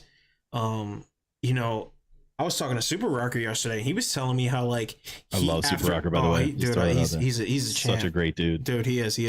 He's always on, man. He's always on. You can I could call him right now and he'd be like, "Oh yeah, I'm working on a shirt right now, man." Like he's always doing something, Love that dude, man. But I love what he told me yesterday. He was like, "Man, I've been doing this for 5 years and I feel like I just figured it out."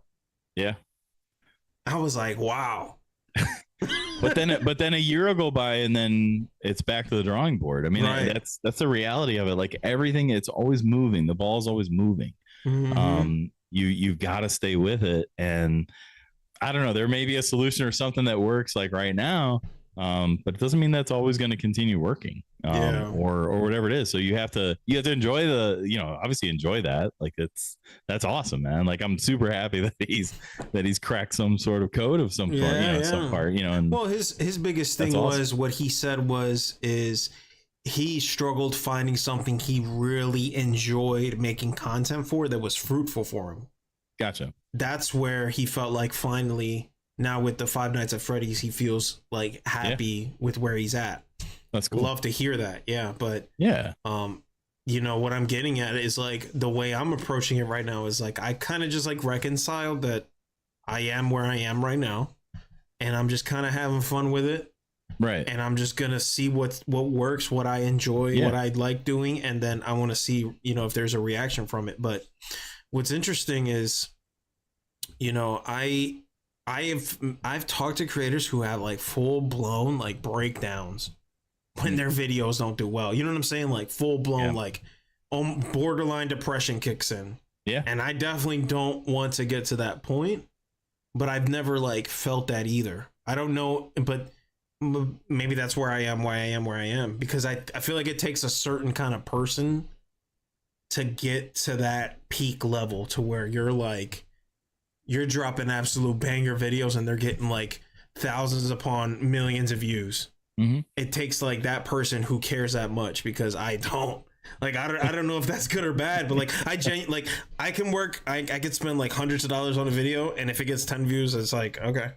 I just wanted to see how it would look more than, you know, I care if it performs, but maybe that's why I am where I am. I don't know.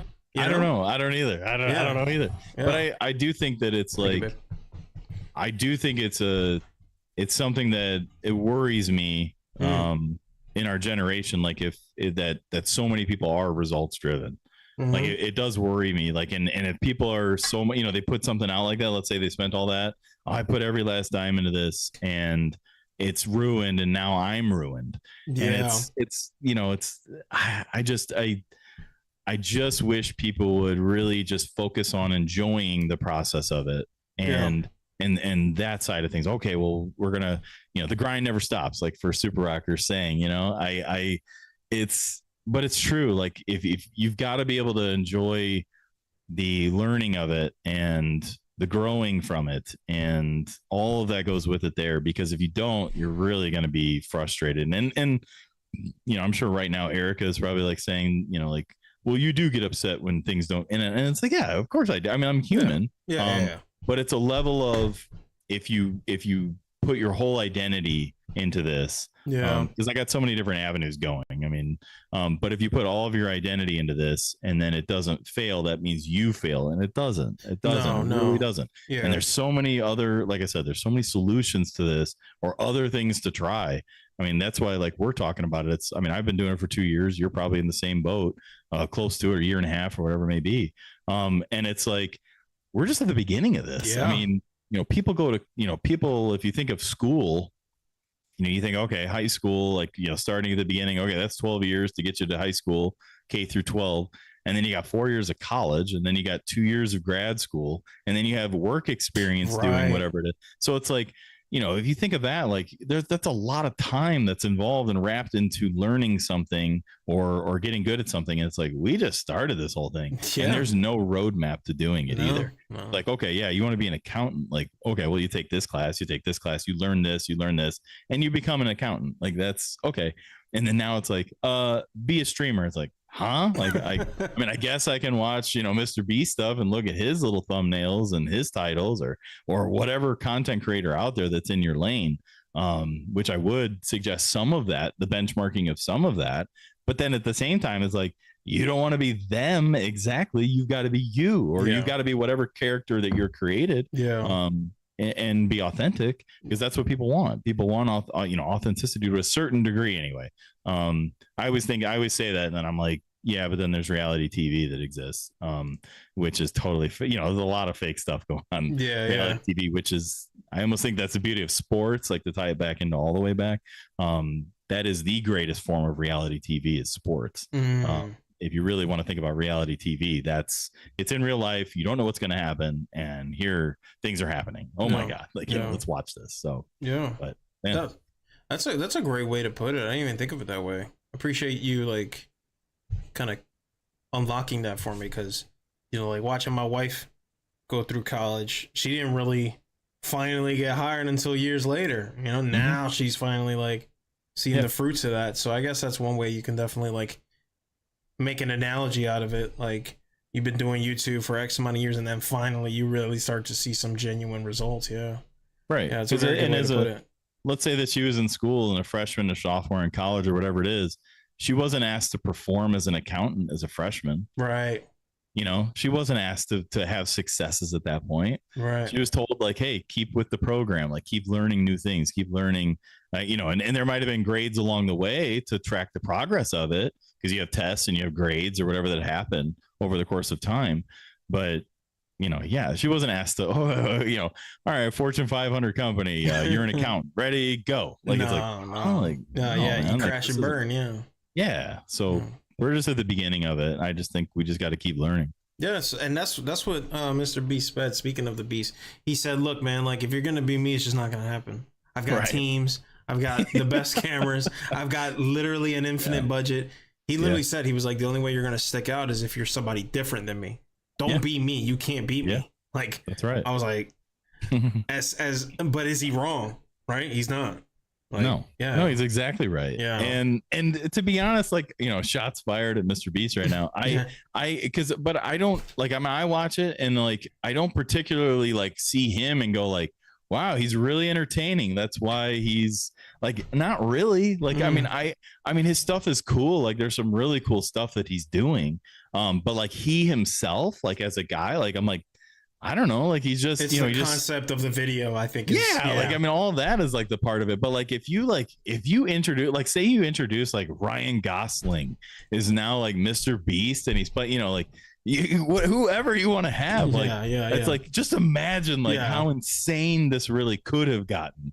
Like I mean, it's already insane, but but if you had all the knowledge and the background stuff that he knows how to do, you know, matched with how he knows the algorithm, and he has direct conversations with those guys. Like he's so big that like they're asking him like, hey, what about this? And they're like, and he's like, well, you know, and so he knows all the tweaks before they ever have. So he's always going to be ahead of all of us, to be honest. And it's no shots at him. Like, I mean, he's like a really good dude and super nice, and he's giving away a bunch of money. And I think it's really cool what he's doing.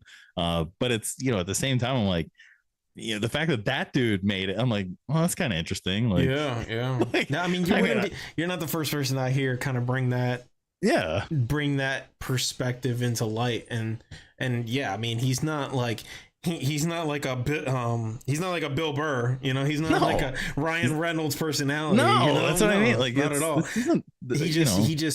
He just cracked the code in terms of, he like, spent thousands of hours. Yeah. Like him and his buddies, like he talks about it. Like they, you know, they had all these channels and like they were just like, it was all day, all night, pure passion into figuring all this stuff out, and they figured it out, and awesome for them. Like I'm super happy for that dude. Absolutely.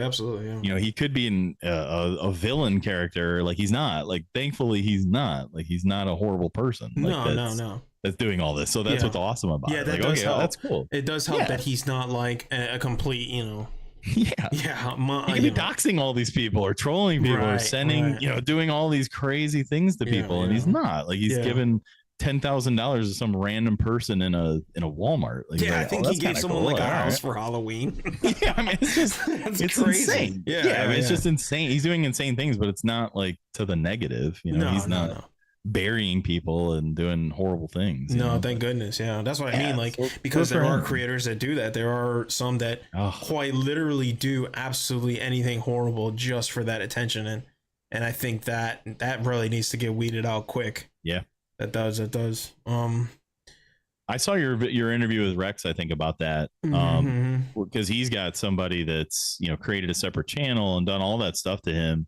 And it's like the fact that you can't contact into somebody like at YouTube and Google or whatever and go, hey man, like, look what's going on here. Like, this is insane. Like, take it down. Like, this is, it should be as easy as that. And it's not. And I don't know. I had some of those issues when I first started off with like audio stuff where I'm playing this audio that literally says on their thing, free background music, free blah blah blah, you're no copyright, all this stuff. You can use this, you just have to tag and blah blah blah.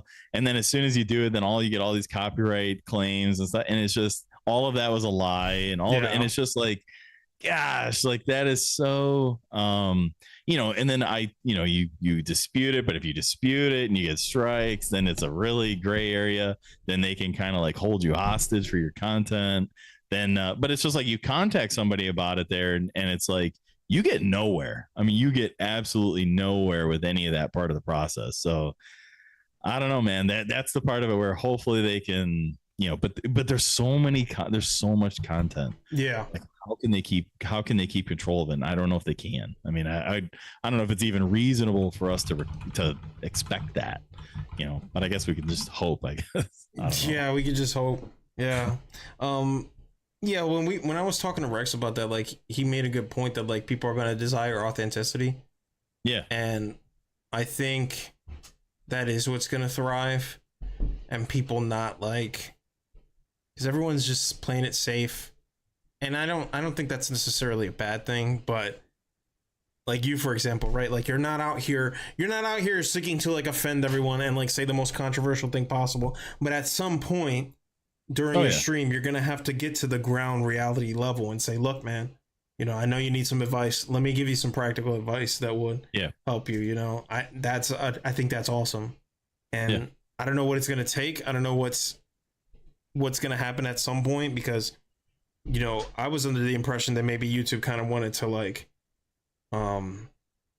be a competitor to like the streaming world, but I feel like I don't even think that might be the case. It's almost like YouTube treats your channel streaming like it recommends it a lot better than like Twitch, let's be honest. Oh, right? big time. Like yeah. 100%, but it almost feels Yes. like the streams are for your community that's already there Yes. versus like to grow. So because YouTube, it's quite obvious, and I've seen it many times. It really seems like YouTube just wants to push the shorts rather than the streams.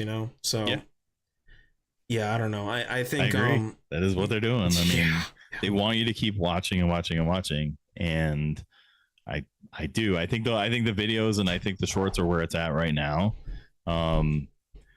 I have some other ideas like down the line of what I think of where it's going to go. But I don't, I just think, on Twitch, you have to have numbers in order to be seen because it's based on views. Like all the people with the top views are at the top, the bottom. So it's hard to grow inside of Twitch. YouTube is your search engine. So if you're looking to find something like this weekend, I fixed my furnace on Saturday.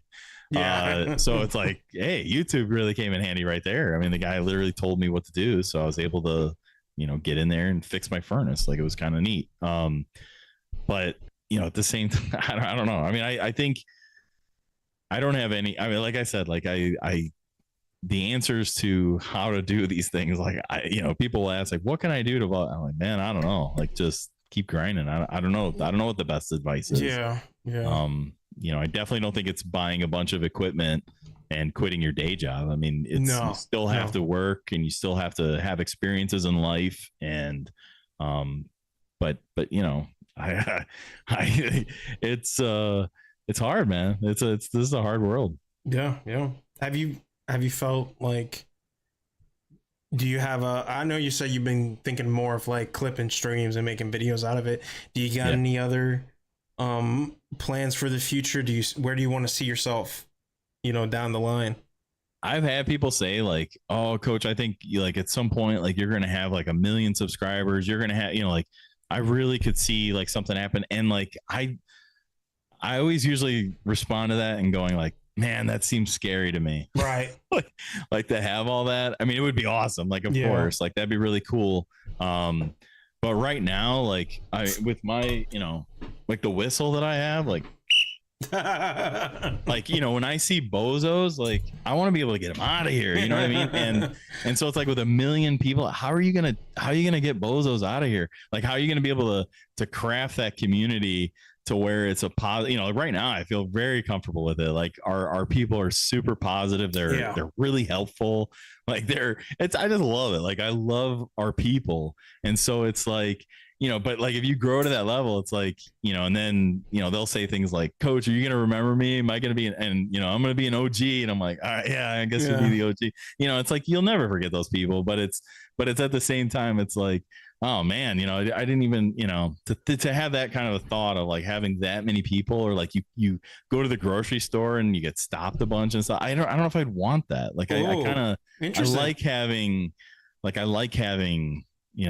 a life, a side of all of that, and to be able to shut off stream. And like, there's sometimes like and I know Vita's struggle with some of this, where it's like, he wants to be able to just play some video games, just to play them. Like, he doesn't want to feel the burden of like people contacting and going like, play with me, like, hey, like, and it's just like, no. Stream is like, I'm on stream and like, sometimes I'm off and I need to like have some time just to be able to, just play. I just want to be able to just relax and just play. Yeah. Like have as opposed to being on, Yeah. I'm with you there, man. Like if cause I make so many mistakes, man. Like that if I was like bigger, like it would ruin my career. I'm gonna be honest. Like it really would. Like so I'm glad that like I'm still in this internship period, for lack of a better way to call it, to where like I'm not at the point now to where there's like, you know, even 50 plus viewers would probably not be the best, because that's just way too many eyes hearing me say something that I probably shouldn't say, or doing something, or you know what I mean, like I freaking end up doxing myself or something, like, you know, that's happened. Like I don't want that to happen. I don't want people to show up at my door. I don't love you that much, you know, like, right. So there's things like that like you know, I'm grateful that I've like picked up on it now, versus like if I was like on someone like I Show Speed's level, you know, my phone would be getting blown up because I accidentally like leaked my number, you know? Yeah. Oh, yeah. It's like, I always worry that there'll be some kind of a conversation where it's like an athletic director says, all right, coach, come into the office. Can you explain to me what a plumpy dumpy is? Oh God. And like, you know, or like random things from stream, and like the insanity that we, you know, with the things that we do, and you know, the little inside jokes that we have for everything. And like, how would I even start? Like, where would I mean, like, okay, you know, and like, or you did a video and you said this, like, you said that you didn't like gender reveals, and I'm like, I just don't like, I don't like it. Like, I think it's silly, you know, but I know a lot of people love it. Like, so it's totally cool. Like, I don't care. But you know, for me, like it all started with me, like when I saw a middle school kid, that was, his mom lived in one community and dad lived in another community. Okay. And so the kid had a choice whether he went to go play baseball at one school or at the other school.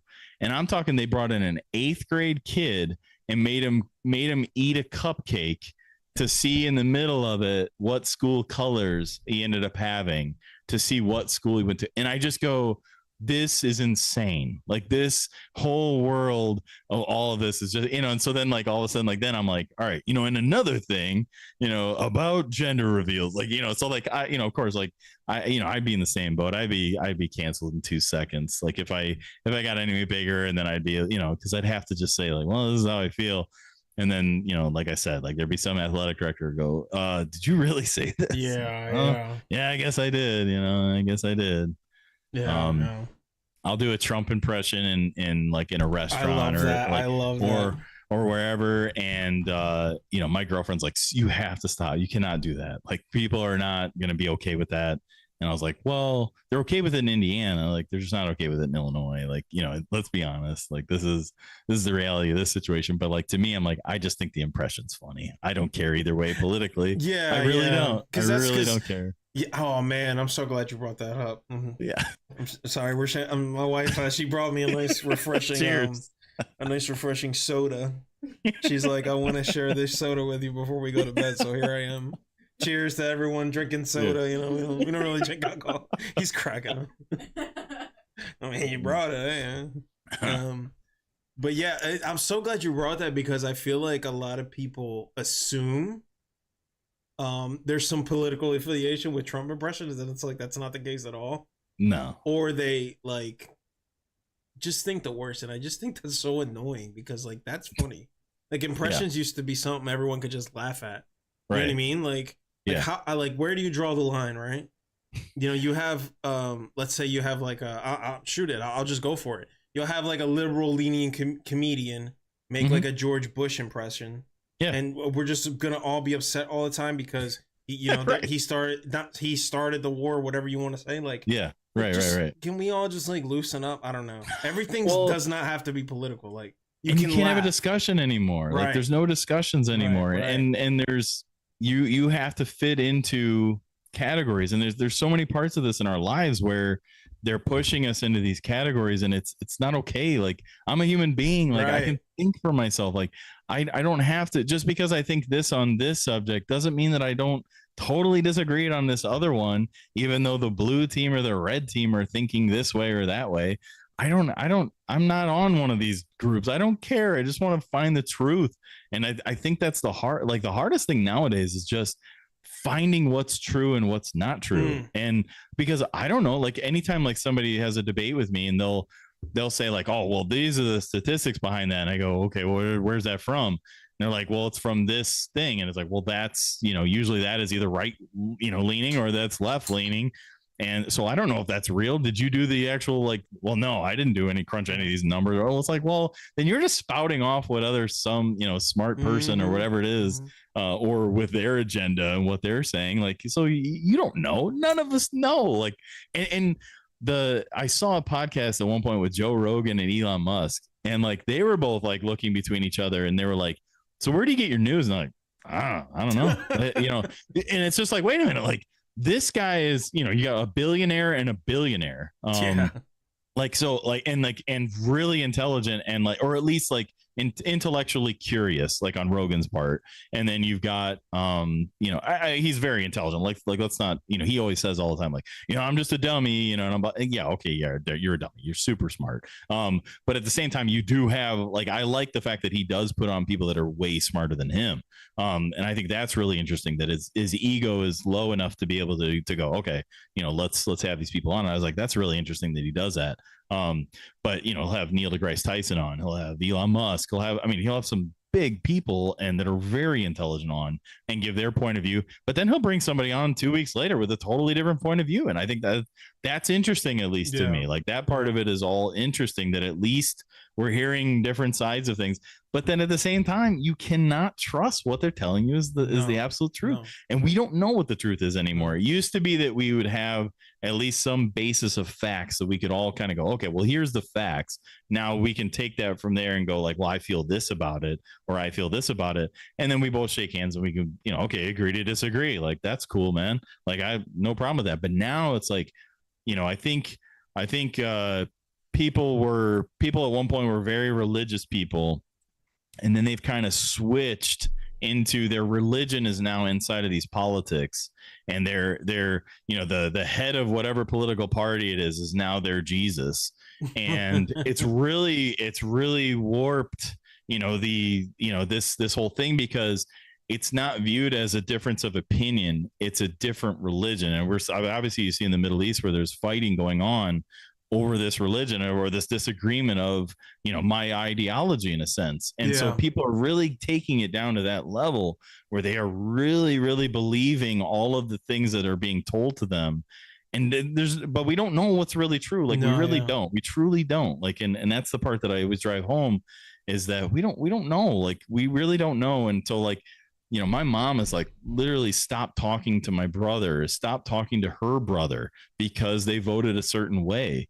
And it's just like, man, to throw away relationships like that based off of just this, like, this is not like what, will change your life. Like, this is just a disagreement on an opinion. Like, we really should be able to have these discussions and not take it to this level. But it's right now, it is not that way, man. I mean, and that's why, like, I avoid it as much as I can on the show. And, that's why I just say in general, no religious, no political on the show, because we're just we just know where it ends up going, and it ends up going in some kind of shouting match, and, two people spouting facts, but then they get really personal with it.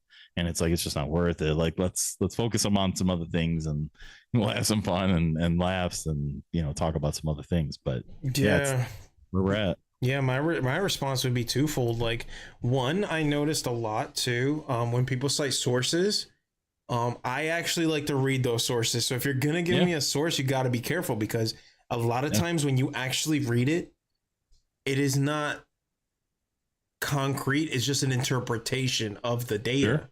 Right. And I don't like that people do that. You know what I mean? Like, they'll take a percentage of whatever this may be, and then they'll imply something out of that data.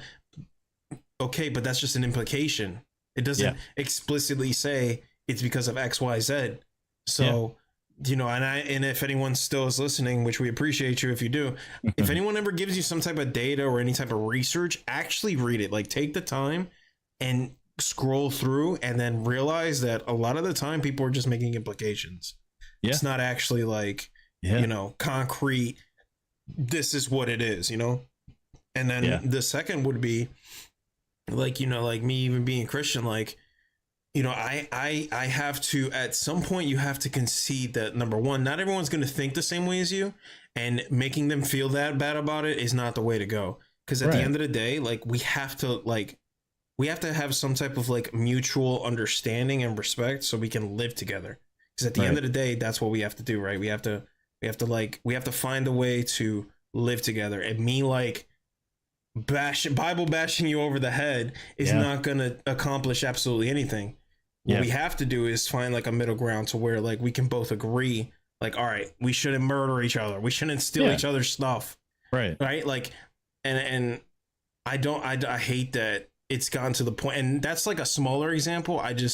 I'm using that to equate to, you know, with the whole, you know, liberal versus conservative, red versus blue. Like at some point we have to be able to just like have a middle ground to where, all right, here's our basic things we can agree on, but we don't have to like completely, like you said, like cut each other off or completely like hate each other. Like you could disagree, but we gotta, at the end of the day, you're our neighbor. Like at the end of the day, and that's like, the thing. And that's what I'm saying. Like, and I'm someone, my best friends are atheists, but guess what?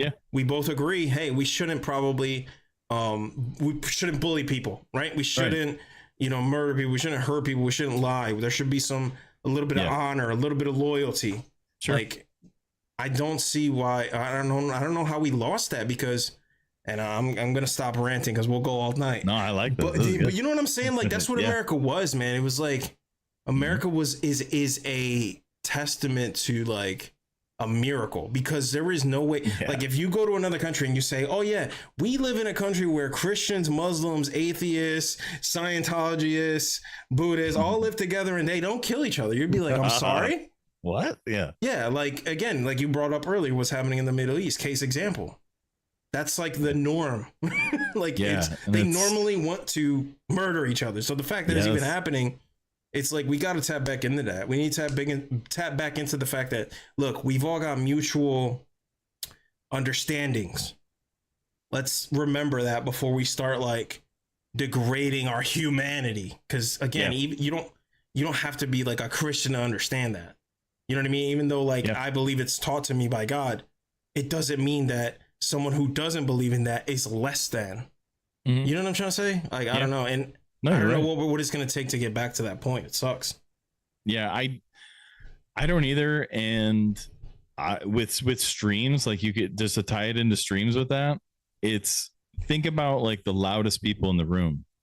And if somebody comes into your lobby and they just start like spouting off whatever it is, we all kind of have to deal with that now. Yeah. And I think that's what it is. Like, because if you look at America and like who is actually voting and who's not voting, I think it's more important to focus on the fact of who's not voting, which is a large contingency of people.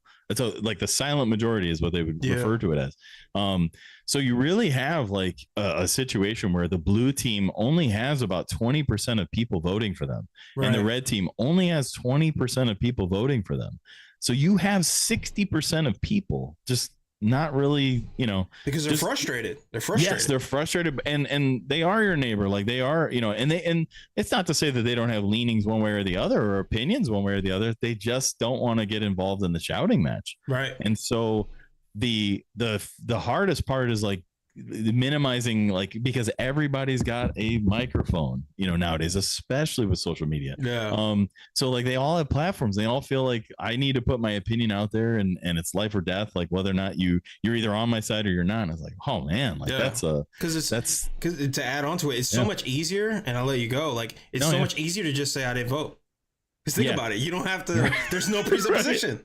Well, that's pretty much how I vote every time. Like I mean, I vote every single time, but I don't vote for one of the two. I avoid it. I go third party, and my opinion on politics is like, until you take money out of politics, until you know, a Democrat doesn't fear a Republican, and a Republican doesn't fear a Democrat. They fear a third party, or they fear something that they can't control, or they don't know what the enemy is. That's what you fear. Like, but you know, you're not going to fear like, oh, this side versus that. Well, they're all buddies. They're all kind of in on this together anyway. The irony of like Trump was like, he was a Democrat for like 50 years. He lived in New York. Like you know, his buddies, he donated to all the Democrats for so long. And then just was like, well, oh wait, you're telling me that I can talk about WrestleMania and I can win as a Republican? All right, well, I guess I'm gonna I guess I'm going to talk about Jesus and WrestleMania and, go to these rallies. I guess that's what I'm going to do. And we'll do that now, because they'll let me actually speak, in public. And all right, well, we'll go with that. So it's really interesting, but, and Erica right now is like punching me in the head. I already know, like, she's like, don't talk about anything. And I'm like, I won't. And I am, but yeah, it's just, I just wish it was a thing where more and more people could have those discussions without it getting nuclear, and to back you on it, like, it's not even like, see what I mean? Like, just, that's the problem right there. Like, the fact that it's even discussed and there are presuppositions or assumptions made about someone is just borderline just not fair. I think it's just not fair. Like, I think it's totally okay to say, Trump makes some good points, and then, his opponent makes some good points without someone assuming the absolute worst out of you. You know what I mean? Yes. Whoa. Like, talk to them first, understand where they come from, and then go from there, like, and I guess that just comes with like life and life experience, and we'll see. I think, and I would love to know how you feel about this. Like, I feel like there's going to be like a pushback, or like the pendulum's going to swing back, and maybe we'll get back to the way things were, like, mid to late 2000s, where a lot people were just like kind of just like laughing a lot. It felt like, I just feel like during like everyone was, I'm not saying that Obama was the best president in the world. I'm not saying he was the worst, but I feel like the culture at the time, I feel like, was like much different than it is now. I feel like it wasn't so like everyone's on top of each other and attacking all the time. Everyone was kind of just like, hanging out. Attacking is what gives you the clips, though. Yeah. And that's what gives you the views. And that like I'm saying, like, the loudest people are going to be the ones that are going to come through. And so that, could you imagine, like, you if you have a TV show where it's like, well, here's my viewpoint and here's my viewpoint. They're like, no one wants to see that. Yeah. All right, we agree to disagree. Yeah. I mean, like, they're like, oh, but if you have one where it's like, well, here's my opinion, and I think you're a racist if you don't think that, or whatever it may be. And then it's like, oh, and then like, let's clip that. And like, then you put it out there and you put a totally different title to it. And now people are clicking on it, or, and they lose the context of it, or whatever it may be, and like what they're actually saying. And it's, man, this is interesting. Like, how could you, go from there to there? But that's what it is for right now. I don't know the solution to that. And it's, man, is it frustrating right now to like live through this period? But I think we'll get through it. We'll get to the other side of it at some point here. And hopefully it ain't gonna be next year.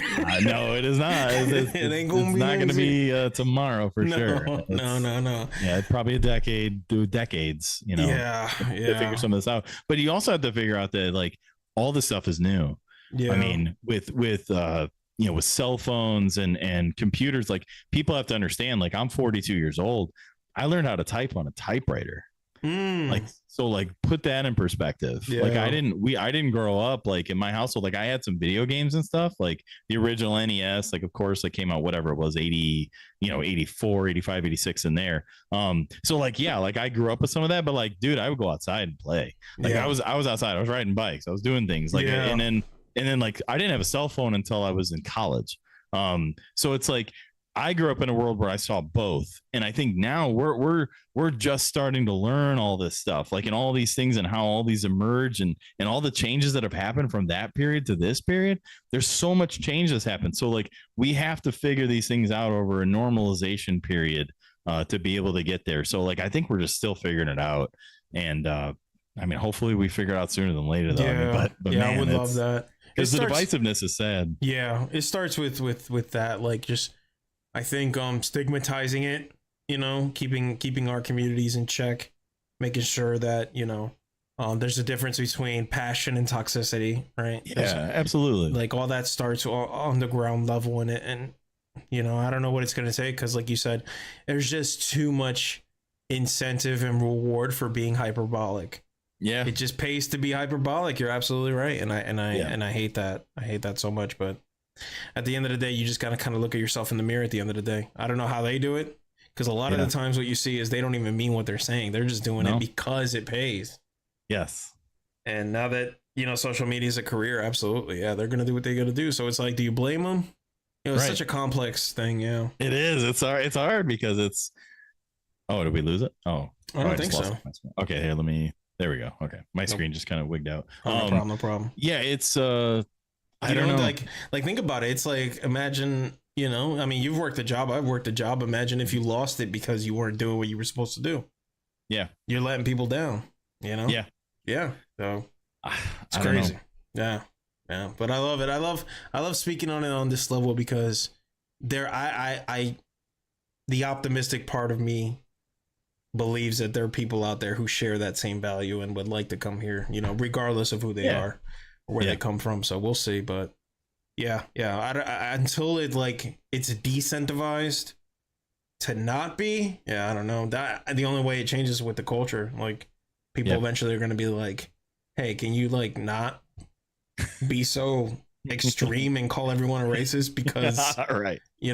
I don't know, they like Cracker Jacks, like, can you calm down? Like, well, it's the ultimate comeback, and I think it's just it's not even just that, it's with anything, it's everybody's a race to be the biggest victim, in a certain respect, and it's like, oh man, like it's just like at some point it's like, like, all right, I'm not gonna say anything, like, because people just don't want their lives to be upset, and it's kind of sad, like I'm not really allowed to say anything on anything, I've got to really watch myself because, well, you said this and somebody got upset about it, and we don't like hearing that somebody else got upset about it, even if the person that you were talking about wasn't even about that. Like you're upsetting, like you look at like all these different subjects, like where it's like the you look at pro teams and like they have to change the name of the team, and it's like, but like when you actually ask the people that should have been offended by it, like they didn't even care. Like, so it's like, wait a minute, like then who was offended by it? Like like it's weird. Like this is like,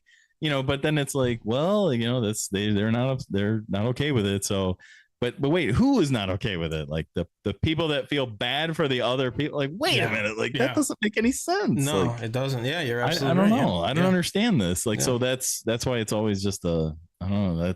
That's everybody just watches their P's and Q's. Man, and and that's a shame. Don't say anything because I do empathize. I do completely understand that feeling. Like, I don't want to go out of my way to upset someone.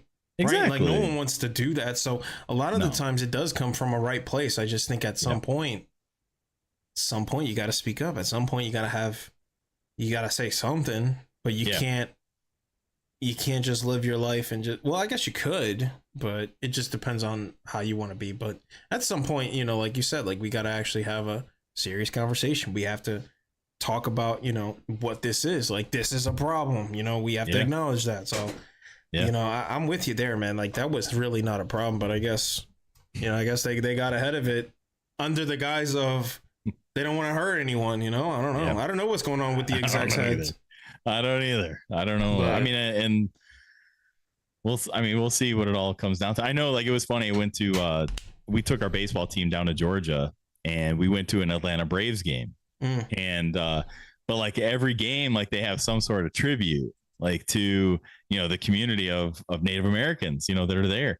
And it's like, okay, so they're trying to stay ahead of anything because they want to keep this. We want to keep this Braves name here with the arrowhead and the hatchet or whatever. We're gonna stay ahead of this, this thing, and we're going to have this Native American tribute day. Like all the time. Like we're gonna do this and we're gonna do this in order to kind of like stay ahead. And I'm like, all right, like I just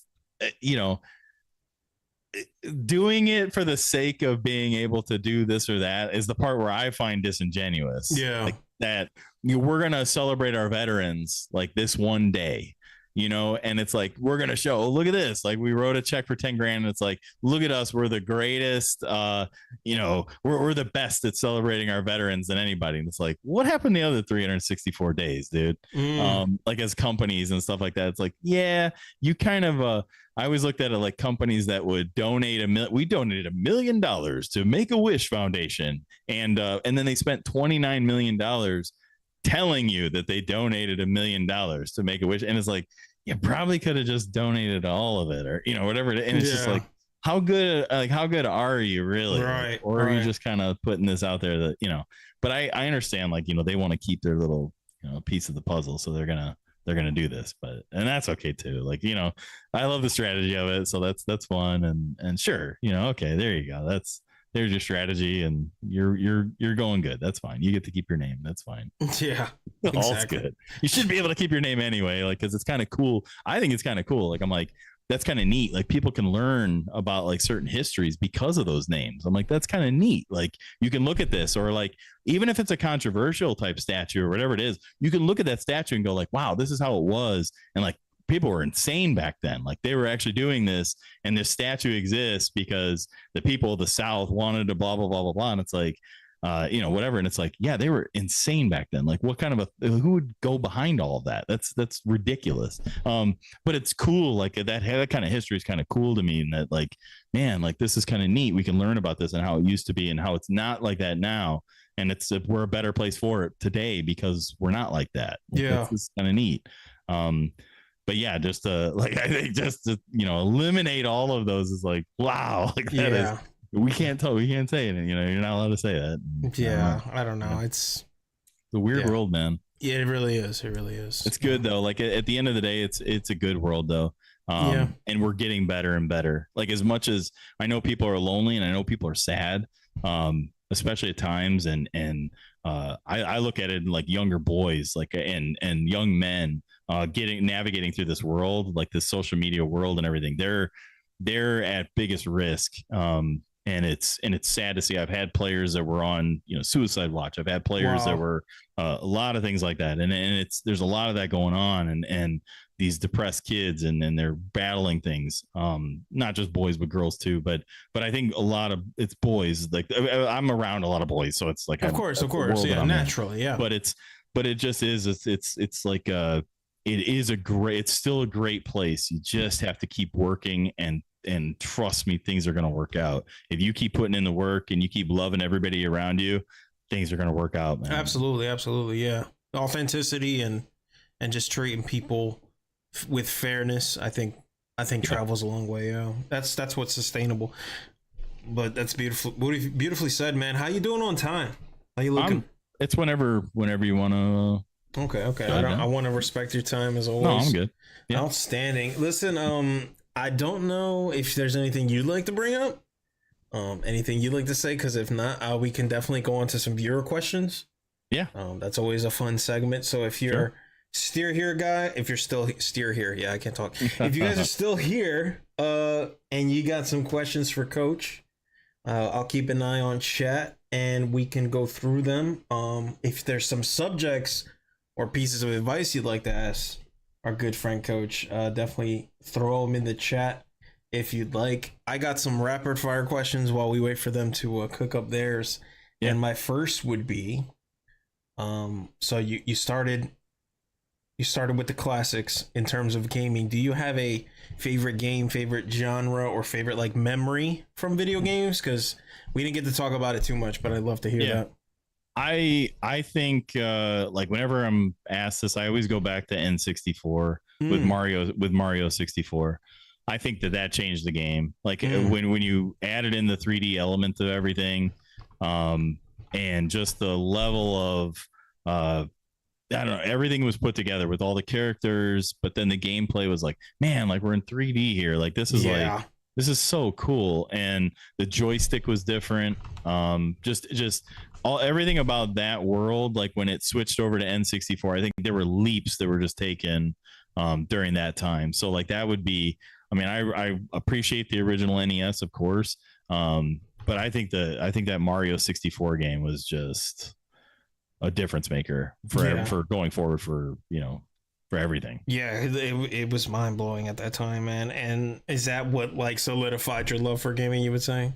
Oh, I mean, no. I mean, I loved it I loved it like the original. I mean, I remember getting the original Nintendo under the tree and opening that bad boy up. Like the original NES. I mean, I grew up, I played on a Commodore 64. Like I go way back. I played on an Atari. Yeah, I mean, I go way back, dude.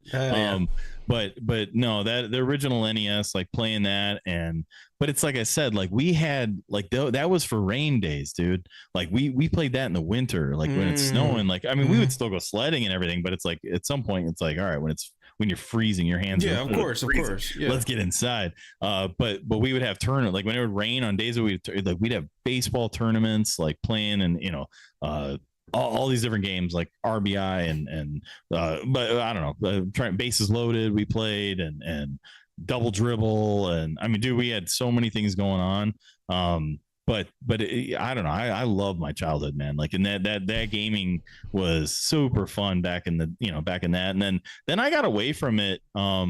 Once I was playing, baseball pretty hardcore and tennis and stuff like that. And I was all area in baseball and all conference in baseball, all area, all conference in tennis. So that once that world kicked in, like I was pretty busy. So it was hard to kind of play a lot of games during that time. And I go to college and things are really busy then too, but you just play a little here and there. But then like I finally got back into the world of gaming when I think it was GTA on the PlayStation 2. And that was fun. And then, you get married, you do all that, like you kind of get away from gaming there. And then Halo 3 came out, and you had the sword, like I was like the energy sword or whatever it was. I'm like, yeah, I didn't know how to play because I'm like, I didn't, the joysticks with like the 2 thumbsticks. I was like, I don't know what's going on here. Like, this is crazy. But I was like, but I can certainly stand in this corner right over here and wait for people to come around the corner and just energy shield them. You know what I mean? Like, like it was, or energy sword, like, it was, I was like, this is awesome. Like, and then before I had an Xbox 360, I literally had a Microsoft like account for myself that I would like sign in to my buddies and like split screen it. Like I'd go over to his house and I would play, and we play split screen because I wanted my own statistics and all that kind of stuff. So super nerdy, but like, that's when like I finally like was like, dude, like I gotta get back into this. This is so fun. Yeah. So, but yeah, like having that work balance between like actually going out and like, having fun outside and doing it inside. There is a correlation and there's a balance on both. I was definitely, I wanted to be inside more, but I'm with you there. Like growing up and having so many cool things to do, you'd be more inclined to go out. But has that changed at all? Do you still have that feeling, or do you feel like as you gotten older, you're more like a indoors kind of dude? I'm kind of curious about that. See, for me, like my life is usually I go to work for, during the day, and then at, 2-3 o'clock, I'm leaving work to go to a field, or a court. So like, I still get that outside, period. Like right now is the only time in like, this November is all I get off for the year. Wow. Other than that, it's pretty much 6 or 7 days a week. Wow. For 11 months straight. So it's, talk about a grind. It's a grind, but then you do that from, sometimes 2 o'clock until 8 o'clock, or sometimes it's 2 o'clock, whatever, after practice is over at 5 or 6 o'clock. And then, but then, yeah, I mean, I've gravitated now toward being like, just an inside person. Like this is definitely a comfort zone, is the, I was always playing video games, and that's why I was like, well, maybe I can stream it too, and do have a little project with my son. So I was like, oh, this is kind of cool. So yeah, that's why, but I was just playing Fall Guys half the time and playing, Call of Duty half of the time. And so it was a comfort, it was fun. That's beautiful. All right. I think we got our first viewer question over here. Let me make sure actually that it pops up. There we go. This one's gonna come from Diet Angel. Yo, Diet Angel, appreciate you, man. Appreciate you hanging out with us. I didn't get to say hi to you. We were doing a live podcast, but here we are doing live questions. And his question is, if the moment were to come where there's just absolutely zero growth on the channel, what would the plan be? Do you try to start something on a new channel, or do you stop content entirely? I think it depends. I think it depends what you want. Like it just really depends on what you want. I think it would be smart to do that. Yeah. I mean, I think it would be smart to set up another one. And that's where I'm looking at. Like I'm looking at possibly setting up a second one, tossing videos over there and growing through video content, and then being able to funnel them back to the, this would be, my main one would be my live one and my, the main channel. But yeah, I mean, I think it's probably the way to go. But it also matters, like, there's no way at this point that I would be able to just shut this one down completely. because of the community. I owe it to them because they showed up. And so I owe it to them to show up for them. I talk about it in personal life all the time with the kids. And I say to them, I'm like, yeah, I have you for 4 years in high school, but I'm not a coach for 4 years. I'm a coach for 40 years. I'm not going to coach you for 4 years. I'm going to coach you for your lifetime. Like, so if you ever, like, I'm giving you advice that you can use to be a good husband. I'm giving you advice to use to be a good worker. If you ever need something, I've written letters of recommendation for, and it's not just to, I mean, I wrote a couple of them to, you know, a couple of my two of my catchers got college scholarships this summer. And, you know, so it's like, that's great. I mean, I'm all for giving those, but we've also written them for working at wherever, you know, like, you know, you want to work at Home Depot, like, all right, sure, man, here you go. Like, you know, so it's, I still have players from, how about this one, 10 years ago, or probably 12 years. I don't know how long. It's kind of scares me how long I've been coaching, but I just went to a wedding for one of the kids that I coached. And, you know, so he's getting married, you know, what? So it's just like, you know, to be invited and to go, and like, he's getting married and like, he's going to start a family and all the stuff. It's like, dude, like, that's, you know, like that connection it's going on for years and years and years. Wow. I mean, it's not just about coaching this kid while I got him right here. Now, some of them, it's like, you know, they move on, and that's okay too. Like, it's not about me, it's about them and being able to help them if they come across things. So most of the time I'll reach out to the guys on their birthdays and just say happy birthday to them. And then, you know, sometimes they'll talk about something at that point if they've got something or they're doing something, and I can give advice during that time or not. I mean, sometimes you know, they'll give me advice like on certain things. And I think that's awesome because then I can take that back to my guys that I'm coaching now. So, but yeah, that's what I would say. Yeah. Some things are deeper. Yeah. Mm-hmm. Okay. I never even thought about this, man, but I'm at the point now, and I was going to talk about it later, but I'll go ahead and talk about it now.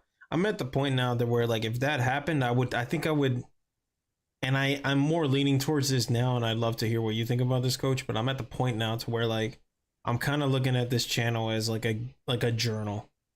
Yeah. Like a little bit of a gaming journal. You know what I mean? To where like if something were to happen to me, God forbid, but if it did, you know, you can look back and be like, this is who Yugi was. Yeah. You know?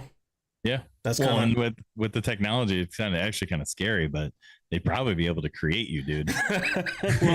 Within a decade, they'd be like, I'm just saying, like, that's where this is at. I mean, it's insane. Like, it's crazy. Whoever is considering that, do not do that. Okay, do not. I don't want that. Well, if it's something that happens to you, I'm gonna do that.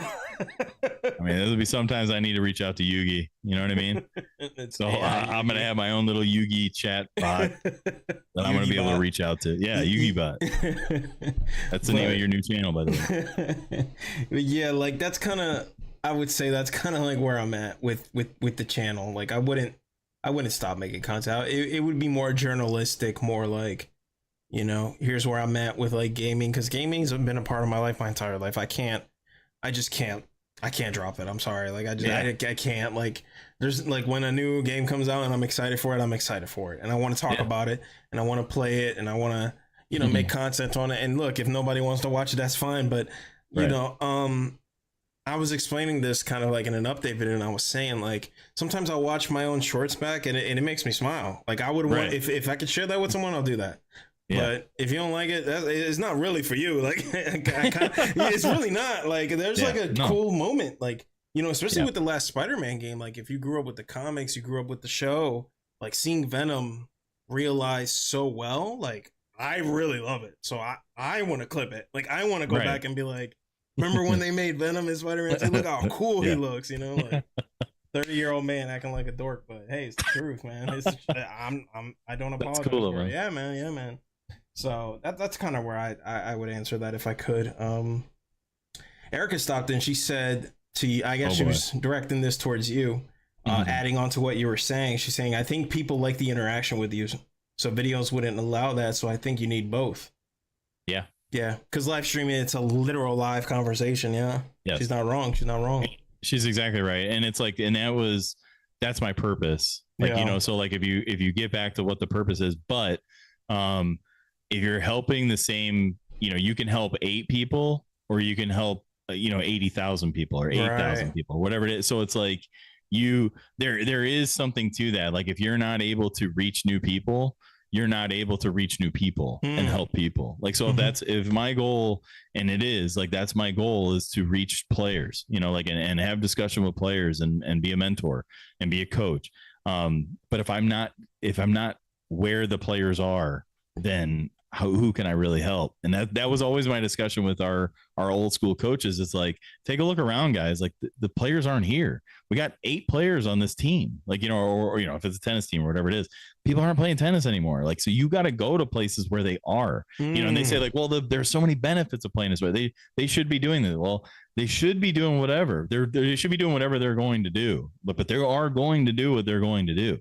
You cannot, it's very difficult to control that. Like we can recruit kids, and we do like to get them out to play sports, but think of this as recruiting as well. Like we're trying to recruit new players to be here with us. And so if you're not able to get that by live streaming, you got to go out a different way and get them. But she's exactly right.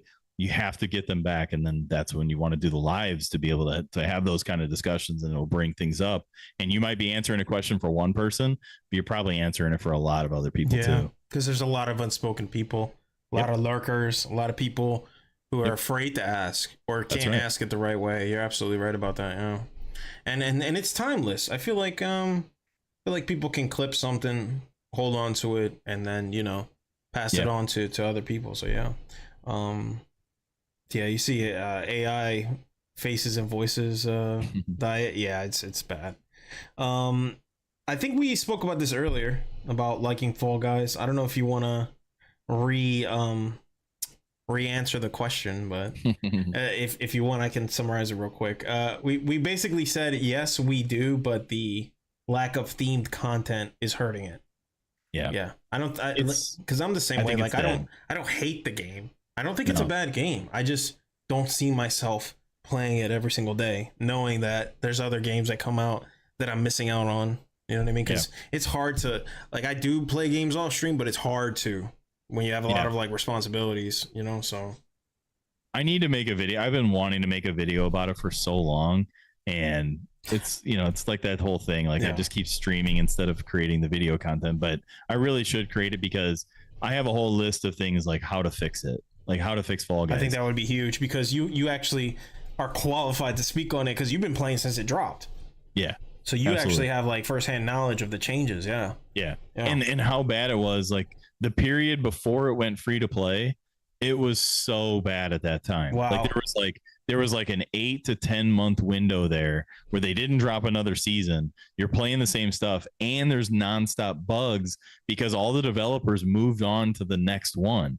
Because why fix this one when they're just going to go into the next one? So it's like, it was so bad. Like during that time, it was really, really bad. It was like a severe drought in content. Yes, it was such a severe drought in content. The game was broken, and a lot of levels were broken. So that's why that was almost the beginning of the vault, because they just had to get rid of all these games, like vault all these games for the Switch when the free to play dropped, because they wanted the Switch to be a part of it.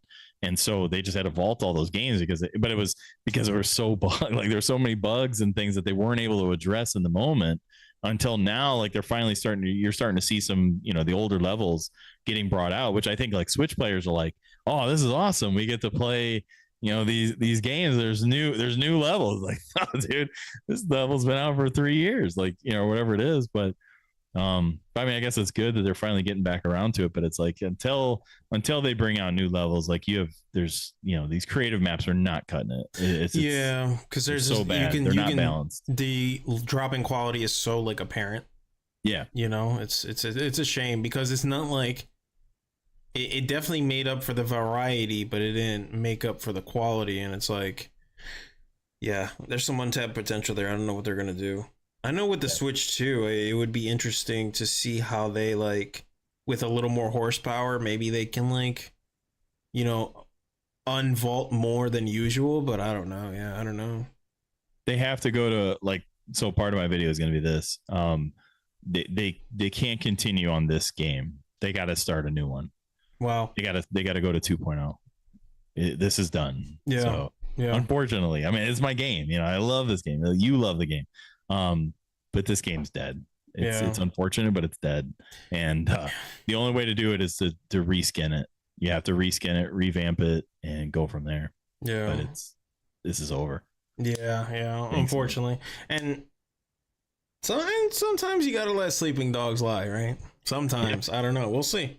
We'll see. Yeah. I'm sure there will be another new craze that comes out and it'll grab everyone, but I don't know. Yeah, but God bless those people that can still play it consistently. Good for them, man. I don't know how, but I'm so happy for you. Like, genuinely, like, I wish I could just, because I'd save so much more money if I could just, but I can't, man. It's I'm a sucker, man. I was like, oh, look at this new car, it's pretty, and I want to buy it.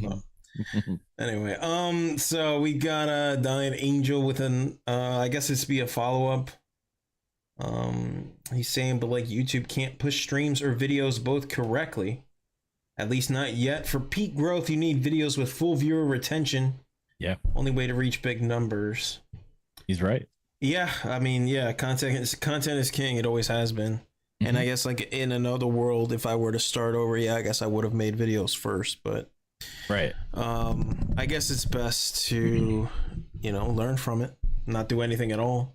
Right.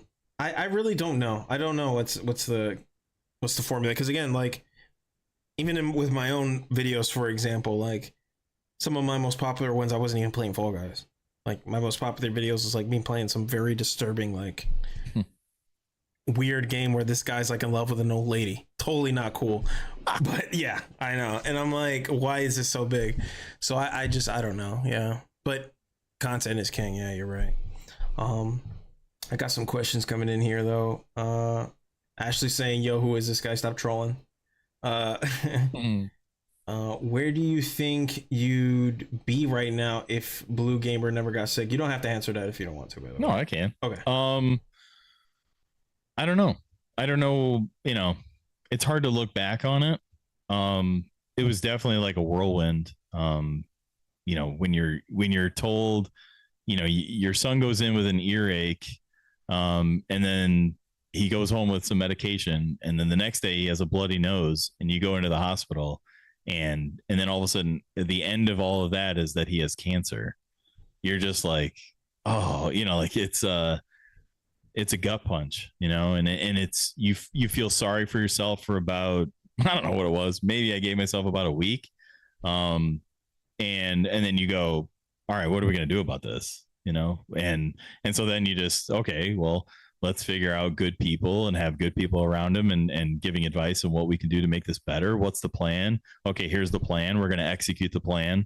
And from that perspective, it was just like anything else. Once you create the new normal of that, then everything is, you just, okay, well, he's got to take medicine at this time. And it was horrible. Like trying to get a 4-year-old to take pills, like who couldn't take pills, and you weren't able to give it with any kind of dairy products. Like, so you couldn't mix it into anything. No hiding it in milk, no hiding it in ice cream, no giving, he doesn't eat applesauce. Like he doesn't, no yogurt, like, whatever it is, like whatever you want to say about it. So it was a struggle. Like it was definitely a struggle during all that time. But it became so normal. And like, when I asked my son, he was 8 years old and we were getting to the end of all of it, because he did 3.5 years of chemo. Yeah. He gets to the end of all of it. And I was just like, hey buddy, like he's in the back seat. We're getting ready to leave to go up to Chicago and to the hospital. And I go, what's it feel like, being, going today? He's like, well, it's just a normal day. He's like, we're going up to the hospital. We're, going to get the poke, and then we're going home. And I'm like, yeah, I mean, that is, it's like, but he didn't understand that he had cancer. Like he had no idea. It wasn't like we sat him down and go, okay, son, you have cancer now and you may die, you may not, there's a whole host of things, it's like, no, you just, as parents, you just wear it and you just go, okay, well, this is the process. So you trust the process of it. You trust the doctors. You follow through with what the doctors tell you to do because they know the probabilities. And so you go from there. Yeah. And, but I don't know. I mean, it's almost impossible to, to go back to that point and go like, well, what if he never did, would I be streaming? I don't know. Maybe not. But some of my best moments in life were being in that hospital next to him. Wow. And they had these like Wii carts, and they would bring out a Wii cart, and we'd be playing the Wii against each other. And that's how he got so darn good at video games and destroys me at like Mario Kart, whatever it is. It's ridiculous. But he, when he was asked, I'll give you another perspective. He was a Make-A-Wish kid. So they asked him like, hey, let's do Make-A-Wish. Let's make his wish. And they like, yo, what do you want to do? And he's like, I want to play the Wii with my dad. No, and he didn't. Yes, he did. Like, that's what he said. And like, you could have anything. You could go anywhere. You could do whatever it is. And that's what the kid answered. And it was like, man, like that's, and then, that cuts deep, man. My ex-wife at the time was just like, don't you want to do it in like Hawaii or they're like,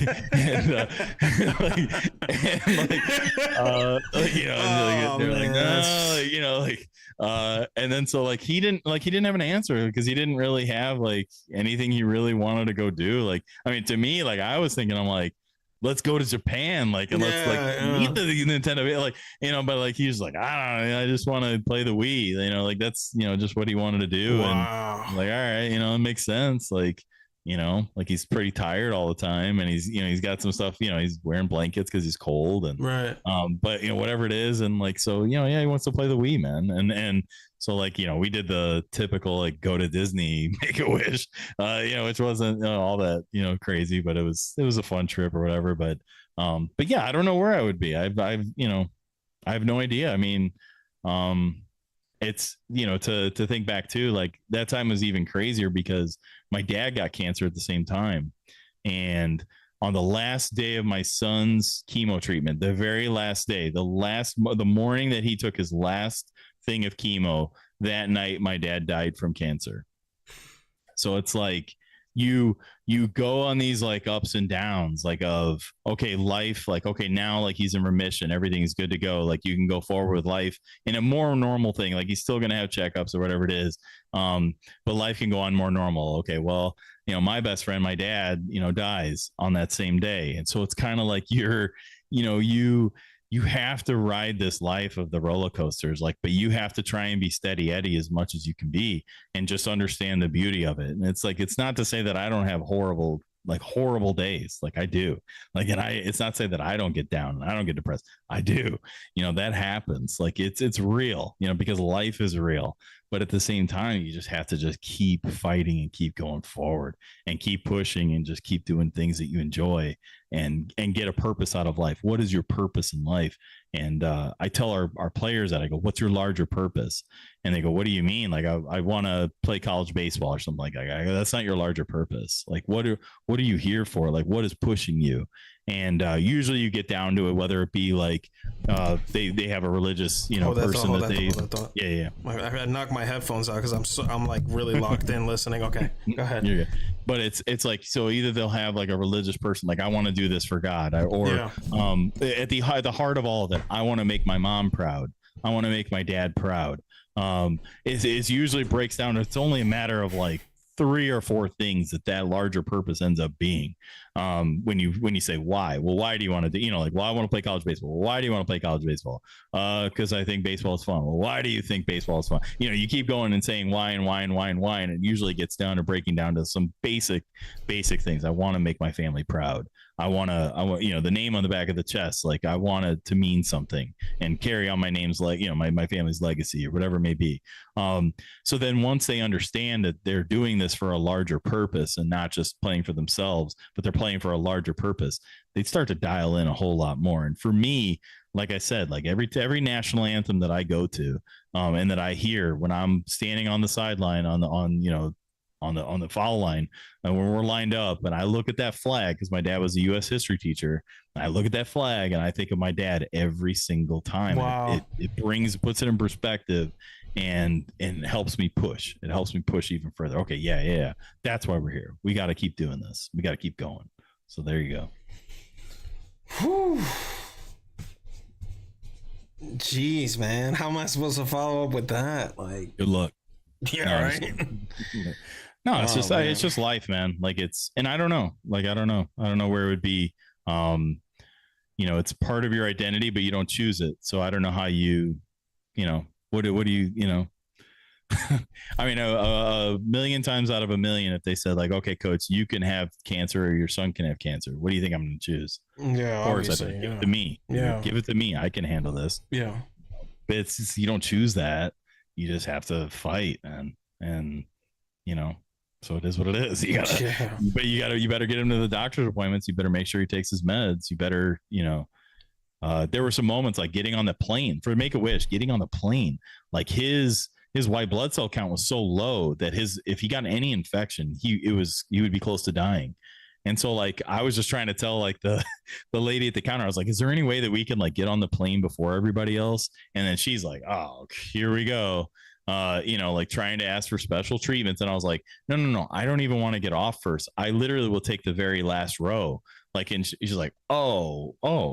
And I was like, yeah, like look at the shirt. It's Make-A-Wish, dude. Like, I'm not trying to like, get a one up, but like that's what her experience has been like, dealing with a lot of people that are trying to get something for, some special thing like for nothing. And it's like, no, dude, like, I want to get on the plane so I can wipe down his seat so that he doesn't catch something.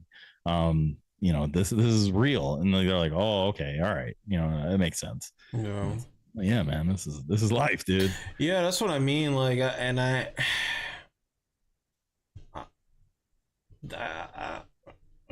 man, that's tough. That's so difficult, man. Wow, it's crazy. Yeah. I knew there was something about you though, like just the way you carry yourself. I feel like maybe this will be unfair to some people, but like a lot of times, like the way people carry themselves, like maybe they just haven't like had life punch them in the gut yet. So when you've been punched by life enough times, you really start to move different. Yeah. You know what I mean? Oh yeah. So 100%. So I didn't know that's what it was, before we actually talked. I know you mentioned the story. I was real shook when we talked about it during the charity stream. You shared that story with me. I wasn't really familiar. Now I got pinged in your Discord and I saw, and you talked about your son and what he went through, and that also moved me. I just didn't know that detail about your father. That's wow, man. Yeah, that's yeah. But I tell you what, man, like, and I'm sure you can see it in the chat. Like, it takes a lot to keep going with stuff like that. Like a lot of people don't. A lot of people, they cave under the pressure. So I'm not saying that it's a good thing that it happened, but I'm expressing to you now. The only appropriate answer I feel like is that we're thankful that you shared these stories with us, and maybe it'll help someone who's either listening or rewatching or going through it themselves kind of like realize that, it's always better to just fight and not just, cave under the pressure. Like I'm sure a lot of people do, because yeah, that's crazy, man. My dad had it. He was able to beat it. Thank God. That's awesome. But seeing it as a kid, yeah, it's disheartening, man. It's very, and that's what I'm saying. Like that's me watching it as a son. The other way around, I can't imagine. But thank you for sharing that. I know. Well, and to be honest, like it's not even. It's much more. This is gonna sound weird, but we were lucky. Like so. As much as you could be like, well, we're lucky to have my son have cancer. And it's like, no. Spend some time in a children's hospital for a little bit, just a little bit. Go there. You can, if you want to do something, donate some time and go down and play with the kids there. Or like they have literally segments where there's volunteers that come in and they can help kids and they can do things. But just spend a little bit of time there and realize like there's a lot of kids that don't make it, man. There's a lot of kids that are like in levels of pain that you can hear, like you can smell, you can hear, just talking about it, you're not going to really like take it fully in. And I think militarily, anytime like military people can probably have a better discussion on this kind of stuff, the PTSD of it. Yes. The fact of like there's no describing it, which is why like they like to talk with other people that have gone through it, because they do understand it, and they have a background to it. But people aren't supposed to like see those things or like go through those things and like live through those things. It's like, so for me, like the fact that he's like a healthy boy and like has made it through all that, like, you know, it was a tough period, but it's like, trust me, it could be so much worse. Yeah. Like so much worse. It Yeah. could be Yeah. horrible. That's yeah. So yeah, you got to take a little perspective with it too. Absolutely. Yeah. I can't get into too much details, but I've been around a lot of death. Yeah, and dude. it does something to you. You're never the same. Yeah. So never. So yeah. Man, that's such a good piece of advice, though. I never thought of that. I didn't know that they do programs like that where you can volunteer for that. I didn't know that. Yeah, okay. It's called like the life. I'm trying to think of like the life department maybe or something like that. But it's like I think they call it child life, at least at the place that I was at. Like that was what it was. And you could go in and you can volunteer your time. And like, so you'd bring the cart of like toys and stuff like that to the kids. And like, you can color with them or, you know, because there's some kids that don't have parents that can, you know, spend all that time. Like I was able to. Like I had really cool bosses that, you know, were cool with me doing whatever I needed to do during that time. And so, you know, but there's a lot of other kids that are literally in there by themselves. Yeah. They don't have somebody sitting in there. So like that life department coming up and just being able to, you know, here's some toys you can play with. You know, it's different, man.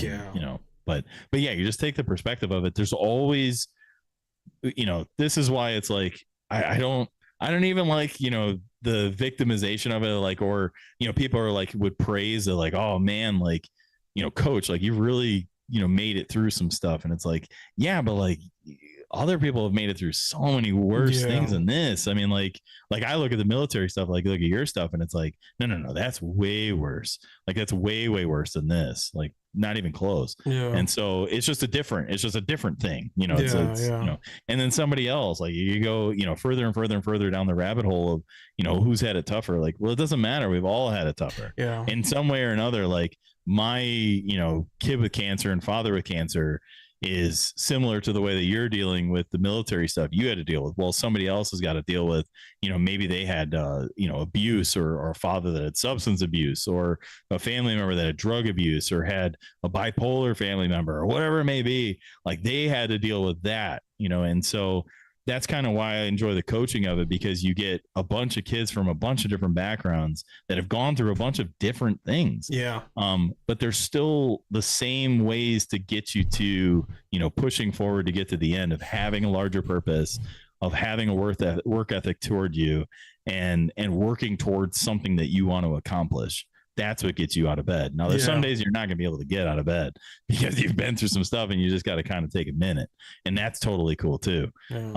But, you know, to just try and when you're doing that, don't push out the people that love you in life, and make sure that you have those people that are close to you in life, if as best as you can. You know, hopefully those people can have an understanding of those things too and give you a little bit, you know, of time, you know, in certain moments. But yeah, man, I mean, it's the different ways of getting to there are, you know, you go a million different, you know, ways. Yeah. But you know, no matter what, like whatever you're doing, you still want to have that path of going this way. Even if you're kind of riding that roller coaster, you still want to have that path of moving in a direction. Yeah. So yeah, keep moving forward. That's how my family used to say a lot to each other. Like always moving forward, always moving forward. Yeah, and man. Sometimes you got to take a step back to be able to move forward. Right. There's nothing wrong with like, okay, step back, now we go. Yeah. You know, nothing wrong with that. But it's like if you start moving back and you get momentum going out, no, dude, like that's where it's like, no. We got to keep moving forward. Absolutely, exactly absolutely. Right. Yeah. You ain't wrong, man. Like I used to struggle with that, I'll be honest. I used to be kind of like one of those to balance it out a little bit, talking about it's good to realize, like what you said earlier, you got to realize that like there's some people that got it a lot worse, and that should help you like kind of get a little bit of a grip and be grateful for what you do have and what you have been through. And then there's also another aspect where I struggle with it, I'll be honest with you. I had a bad habit of just like looking at people and thinking like, you think you have it bad? Like, are you kidding me? You know? But over time, as I matured, I start to realize that like everyone's problems are just so how do I say this? Like everyone's traumas and their reactions and problems are just so vastly different that you kind of like over time you get a little bit more compassion. But Yeah, it's always dependent, right? Like I guess it's hard to like feel bad for someone who's like having first world problems sometimes, right? You Right. know, like, oh, you know, oh my goodness, are we gonna, you know, like you can go there, but like, yeah, balance is all I'm trying to get at to kind of close Yeah. that, you know, Yeah. chapter. It's good to know that you know, there are people who are having it worse, and it's also good to have compassion for those who maybe aren't able to process the things that they're going through, you know, Yeah. because like you said, like I don't know how people process the actual like the worst case scenario of it, you know? That's yeah, that's what I mean. Like it's soul crushing, you know? Like I can't imagine if my dad, you know, wasn't still around. Yeah. I would be a totally different person. Right. So you're right, man. You're right. Had I lost him versus he actually beat it, I don't think I'd be the same person at all. Mm-hmm. I'd probably be a complete degenerate or something, I'll be honest. Yeah. And it could be that for a moment you're going to be different. Mm, You got to think about that too. Like for right. a moment you might, and that's where sometimes you take that step back and you hope that you have a safety net. Yeah. I think the people that struggle the most in life are the people that don't have the safety net, and they don't Mm, have like at some point like somebody to kind of, you know, and that's why I feel like the channel, like to bring it all full circle, but yeah. sometimes people need a coach. Yeah. Like sometimes you need a mentor or somebody to be there. And it's you gain knowledge through so many different people, or support through so many different people. It could be your wife, it could be your best friend, it could be your parents, it could be your siblings. There's so many, you know, it could be a streamer, you know, named Yeah. Yugi. It could be Yeah. you know, some weirdo coach that talks about plumpy dumpies. But either way, it's you know, you find it, you can find support through so many different ways. Yeah.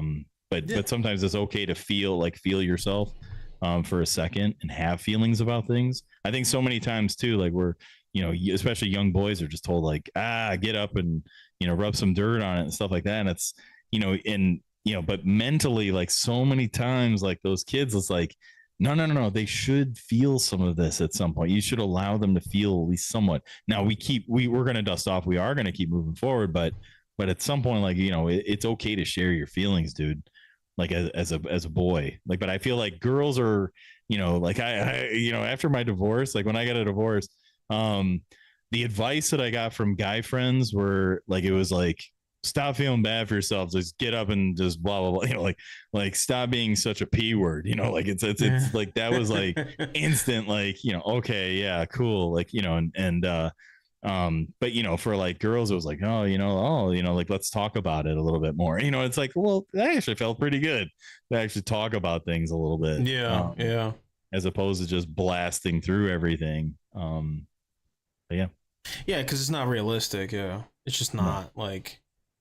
I feel like talking dude to dude. Let's be real. Like, don't you feel like a lot of it is just a bunch of projection?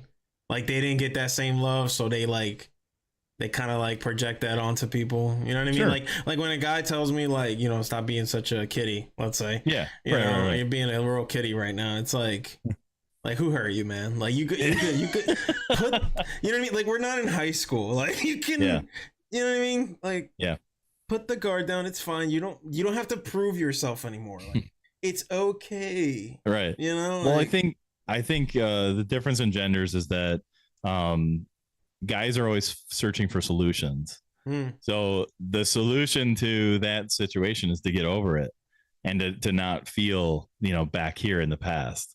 And that's true. Like, I mean, that is true. Yeah, I do. We should move on. And like, you should move on. Like if somebody hurt you or whatever it is, yeah, you should move on. Like that is the solution to it. But it's like the way to get you to that solution is generally through what a female's advice would be, which is talking it over and talking it through a little bit, taking a second to feel yourself a little bit.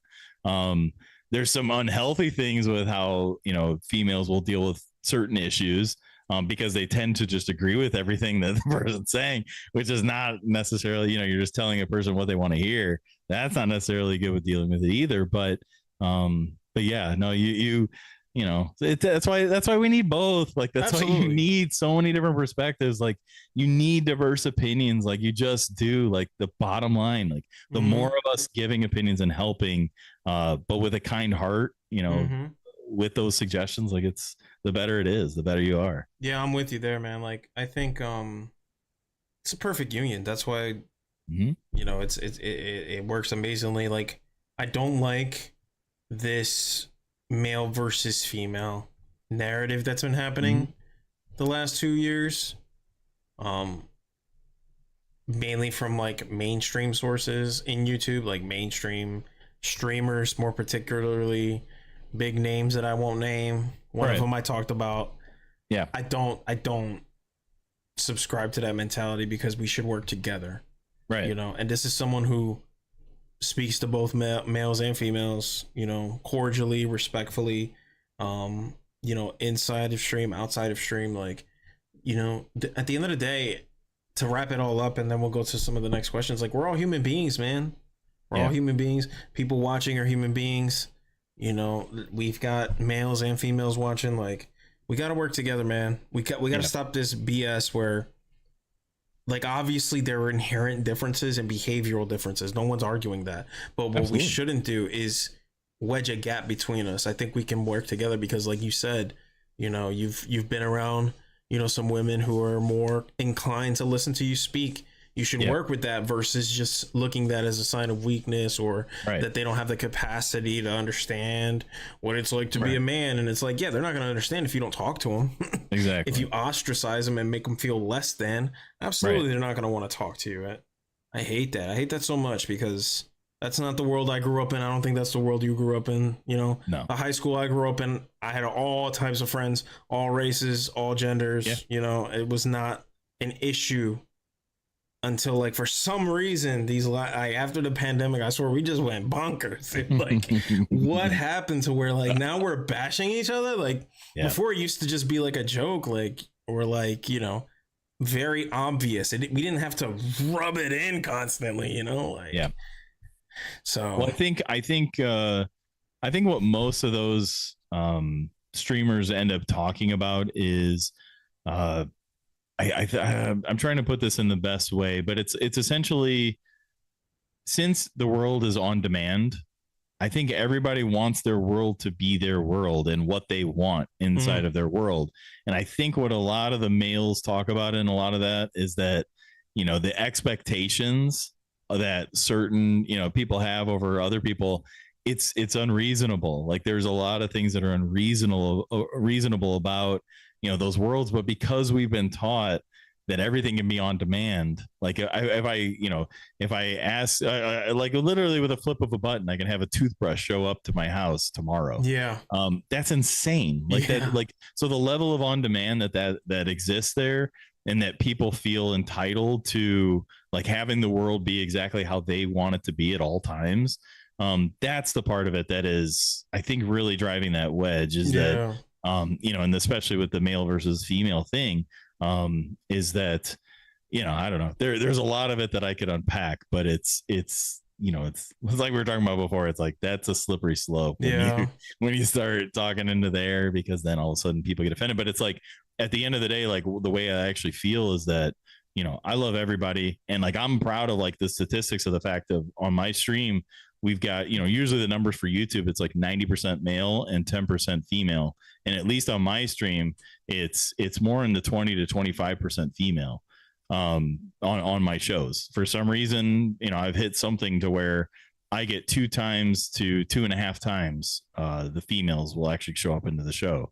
I'll brag to Erica right now. It's probably because I'm incredibly good looking, but it's, but honestly, it's more of that, we're inclusive. Like, we have mods that are females. We have, we take it seriously, and we value those different opinions. So it's absolutely, that's what I mean. Like, you got to be able to work together. Don't like, because all these people are doing is just driving a wedge between two people that should 100% be working together, like we always have been, and it's always worked that way. So I think the part of it that's sad is, like, we can't say that we have differences. It used to always be that we could say, there's differences in cultures, and it's a beautiful thing. Like it used to be that we could say that, but now everything has got to be equal.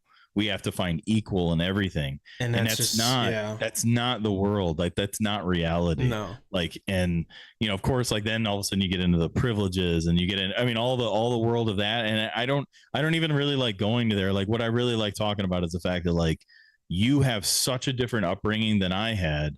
And I love that. And I want to hear about that. And I'm interested in that because then, like in my players, like we have players from everywhere. I mean, we got players from, the heart of Gary and they have a totally different experience than the kids that are from, our suburban, more suburban kids. And so it's like, it's awesome. Like because those kids get to come together and play together. And that's such a cool thing that they're not stuck in their own little individual bubbles. They get to come together and like, we get to coach them, together to go toward a common goal. And that's beautiful. And that's what America is. And like, it is awesome, man. Like that's, and I wish people, but like if you say that you're like proud of America and whatever, it's like all of a sudden that's like a dirty word to say now. And I'm like, that's insane. Yeah, like, it is insane. Like that's not, and to say that we appreciate differences and people like, well, what? Like, yeah, what's so dirty about saying that? Like, that's such a beautiful thing to say. I don't know. I fight against that vehemently. I think I was having a very intellectually challenging conversation on X, formerly known as Twitter, and and someone was like saying how, oh, you Americans appropriate everything. I was like, I know, I love that I can choose Italian, I can choose Chinese, Spanish. Oh, you in the mood for some Japanese? You know what? Let's go with Japanese. I love that. Yes. Yeah. Be mad. I love that. Be mad. Like, what do you want me to tell you? Like, I'm sorry, I guess. Like, I wouldn't want to be you. I love that I can hit up, I can hit up my black friends. I can hit up my Asian friends. I got Asian people in chat. I love it. Yeah, it's awesome. I think it's awesome because it allows you to grow as a person and be more educated because a lot of the times, let's just go for it. I mean, we're already here. A lot of the times I noticed where like races collide is just a lack of knowledge, not understanding. Because when I see, let's say people come from like a more suburban area to an urban area, it's like a culture shock, right? Yeah. But they don't know. So does that make them racist because they're a little more, they're in an environment that, is a little wild? Let's be honest. Like, you know what I mean? Coming from a background that's mainly like Hispanic and black, like, there'll be people like Hispanics in my own culture. They'll look at me and be like, look at how the white people talk to us. I'm like, look at how we act. I'm being real, man. Look at how we act. Like sometimes, like we need to get it together sometimes. And I'm not saying that's all of them. And there's outliers on everything. And you can go to, you can go to some mountainous areas and there'll be white people there that act in ways that you would never condone. But I've never seen that. So then I might go over there to some, what they call like the hillbilly areas or redneck areas. And I'll be like, yo, this is crazy. But does that make me a racist? No, it's just maybe I didn't know. I was never exposed to that. So I feel like a lot of the problems is just, we're not dialoguing. We're not learning. We're not understanding. And things that we may find off-putting is just, we just don't know. We just didn't know. Oh, these are the types of foods we eat and you think it looks gross, but maybe you taste it. Maybe you like it. This is a lot of like exposure. I'm grateful that like I grew up in a city where like it was very multicultural, very like there was never like a dominant race, so I wish more people saw that because it frustrates me when I see that. And this is from all races, by the way. Like when the example that I gave, like because you'll have like I'll just use my own race as an example. You'll have Hispanics who grew up in a very like rich home. Go to like a poor area and they're like, what the heck is this? So I think it's like, it frustrates me that there are people that see that as like a strictly negative thing when I think it's just, we got to talk more. We got to like be more exposed to different cultures and understand that at the basis of it, like we're still Americans. That doesn't change. Right. Like, you don't look at Jackie Robinson and you say, that's the greatest. I mean, a lot of people do say this, but I don't say it this way, and we got to change it. I just see him as like an American. Like, what an American story that is. It's awesome. Right? Like, what an American. Let's talk about an American rock band, Aerosmith. Mm-hmm. That's what I say. I don't say like this is the best white. Like we gotta stop that. Like there are American stories. Like, And I think Morgan Freeman said it best. He was like, I African American history is American history, and that's true. Yeah. That's how it should be. But yeah, that was from 60 Minutes. Yeah, I loved his speech that he had on that, but it's like from my perspective, I'm not able to like I'm not allowed to say. You know what I mean? It's a weird, so frustrating. It's a weird world, isn't it? Yeah, I mean, like, but it's like in that like I'm literally agreeing with a black person saying what they're saying, like, and I love what he's saying, and I wish I could put that on a billboard without being labeled and go without being labeled. But it's like, well, well, you're wrong, and that's wrong to say that, and it's like, but I'm taking advice from a black guy. Like, I'm like, I want the knowledge from this dude. Like, I love this dude. Like, he's amazing. Like, and it's just like, what an amazing concept. Like, and so it's just like, but you know, it's sad. Like nowadays, it's like, there's just a thing about it, and I don't know what to cure it. I don't know how to cure it, and besides just like loving everybody and like embracing our differences and loving them. I mean, like that's the only thing I know. Yeah, love prevails. That's the truth, man. And listening. I think listening is. I said it before, like on my podcast, or not podcast, but on my show, and it's. I think people miss out on this, but it's nobody has ever said like, you know, oh God, that Yugi, I can't stand Yugi. He just listens all the time to me. You know what I mean? Like for whatever it is, like, you know, because we're always talking all the time because we're the ones with the microphone. But you know, on our shows. But at the same time, it's like when I go into what my thing is called the post-stream press conference, a lot of times like people will be shocked. Like they'll go into that post-stream press conference on Discord and they'll be like, man, coach doesn't say anything in here. And it's like, I'm listening, dude. Like, I mean, it's you guys have microphones here now. Right. Well, I'm going to listen a lot more, you know, at this point. But you know, oh God, that coach, he's horrible. You know, I can't stand him. Like he just listens so much, you know, he listens all the time to me and I can't stand that. Nobody's ever said that in like the history of the world. So I do think that like if we can listen more, speak less and listen more. But the problem is that we all have platforms like, and I say that with a microphone in front of me. I mean, I'm a total I'm a walking contradiction. But at the same time, it's like, you know, if we could listen more to each other, I think we'd just be better off, man. Yeah, it's frustrating. Like I got so many friends who like are not in this world, who I talk to, who are from different cultures, and it's like we just don't get where this came from. A lot of us just don't understand it. It's foreign to me, and it breaks my heart that people look at you and just assume something because you have an opinion on something because of how you look. That is completely ass backwards to the way I grew up. Yeah. So, you know, I'm sorry that people make you feel that way, but I ain't gonna stand for that shit. I hear it. I mean, like, I'm gonna fight it as much as I can because I think it's complete baloney. But maybe I'm jaded. If I grew up maybe just around my race, maybe I would be that way. But God didn't put me in that position, man. I grew up with so many different people. My first girlfriend was Asian. Like there you go. I refuse to see the world through the lens of like, this is what you look like, so this is who you are. This is my opinion of you. I don't like. It's just I'm just venting now.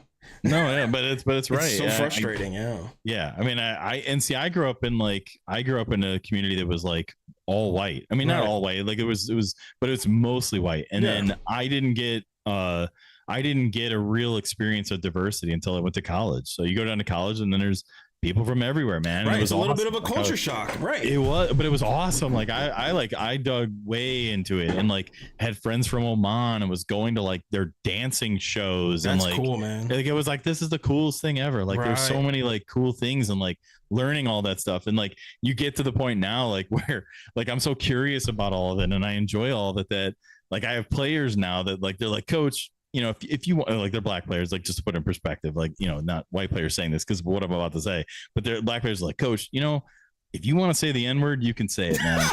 And I'm like, I was like, I am never going to say that, dude. And they're like, no, coach, like you're one of us, man. Like you're a cool dude. Like if you want to say it, you can say it, man. And I'm like, like there's never a time where I'm going to say that. So that's funny. Just to let you know. But I appreciate the pass, dude. Like you gave me a pass. I appreciate it, man. That's funny. Because I mean, that's what I mean. Like, and you know, they're just having fun with you. They are. It's not this big, deep, super thing where like we gotta like, you know, make it something that it's not. Like they're having fun Right. with you. You know, they're Yes. welcoming you, they're loving you, they're treating you Right. as a family. Like I think that's great, man. I think that's hilarious. You know, And like that same kid who's not on my team anymore, not on my team, like he's on another high school team. I don't coach him for high school, and our travel season was over. I coached him when he's 17. He's 18 now, so he's not going to be, but I saw a video. It was a hitting video or whatever, and it was part of the problems that he was having during the summer. And so I sent them the Instagram reel, dude. I mean, like, here's something that maybe you could use. And he's super happy, like super, thank you, coach. Like, that's awesome. Like, but it's driving home the point. Like, it's not 4 years or 1 year or one summer. I'm not coaching you for one summer, dude. It's forever, man. Like, so this is, I am here to help you along your journey, however you need to get to the end point of what you feel is like the path that you want to eventually go. Yeah. I'm here for that, man. Yeah, I love that. I love that. I love that drive you bring into it. Because, Diet Angel was saying it earlier. He was like, he never forgot his coaches. So yeah, man. It's beautiful. Yeah, man. I got two more questions, I think, for you. Yeah. I don't know how to word this one, but hey, man, I mean, answer it however you like. Jason Santos, thank you for being a new member, by the way. He asks if you have struggles every day. I'm sure you do, but feel free to answer as much or as little as you like. Yes. And yeah, I mean, I like definitely. I have struggles every single day. But it's a matter of taking those struggles and what are you going to do about it? Like, what is that, what is that struggle really going to do for you? Like, but it's okay to take a second. Like I said, like, it's always okay to take a second. But if you can get that period of time, that second that you take, if that normally takes you an hour to overcome it, if you can break that down and get that down to 50 minutes, and then the next time within a year, get it down to 40 or 30 or 20, and then get it to where it's like, just to be able to process the feeling that you get and then go, okay, now I can move forward. Then that's where you want to get to. So like the time period of dealing with those problems. Now it depends on what generation. Like, of course, like you get to a generation where it's like, my generation, it's just, stop worrying about it, move forward. Like everything is just, rub dirt on it, like, go forward. And it's, and it is true. Like that is true. You have to move forward, but it is one of those things where, yeah, you have a struggle, but, life is so beautiful. The struggles that we face and overcome. Everybody likes an underdog story, man. Yeah. Nobody wants to see you have like, oh, I was born with everything and given every advantage in life. And then, like, name me what story that is. I guess Richie Rich, maybe. I don't know. But like, name me what movie that is. Like, or you can watch a ton of movies about the fact that, like, you look at Rocky. We just watched Rocky in our post-stream press conference a couple of days ago. And, I'm showing them a movie from 1976 or whatever it came out, or 79 or whatever it is. And, yeah, but it's so amazing. It's a love story and it's incredible. And it's this underdog character that comes from out of nowhere and just refuses to give up and just refuses to give up, especially during the fight, and gets knocked down. It's like, how are you going to get up? How are you going to respond? So, yeah, I deal with struggles every day, but I don't let them cripple me. Right. Yeah, I mean, yeah, of course, struggles every day. I would answer the same. I would say absolutely. One of the biggest ones really is just, for me, is just trying to, realize that, like, am I doing this? Am I following what God wants me to do? Is how I look at it. Like, am I doing His will? Am I obeying Him? What is He trying to show me? What is He trying to do? And that I would say that's a daily struggle for me. But like you said, at the end of the day, just sitting there doing nothing and wailing about it is not the way to go. But it is good to, take a moment and like you said, take a step back, reassess, take a break, because that's something that I think, especially when you're like in this streamer grind thing, you kind of forget to do. Maybe you do it a little bit too much, or you do it not at all. But I'm starting to realize that a little bit. Like maybe I should just not stream for a little bit to like recalibrate a little bit. It's tough though. Like it's such a plus and minus because then you start to lose your community to other places. And it's not necessarily like, okay, well, I'm not going to be so egotistical to say like, oh, well, somebody else is more entertaining. Well, of course, like there's so many things out there that people could click on.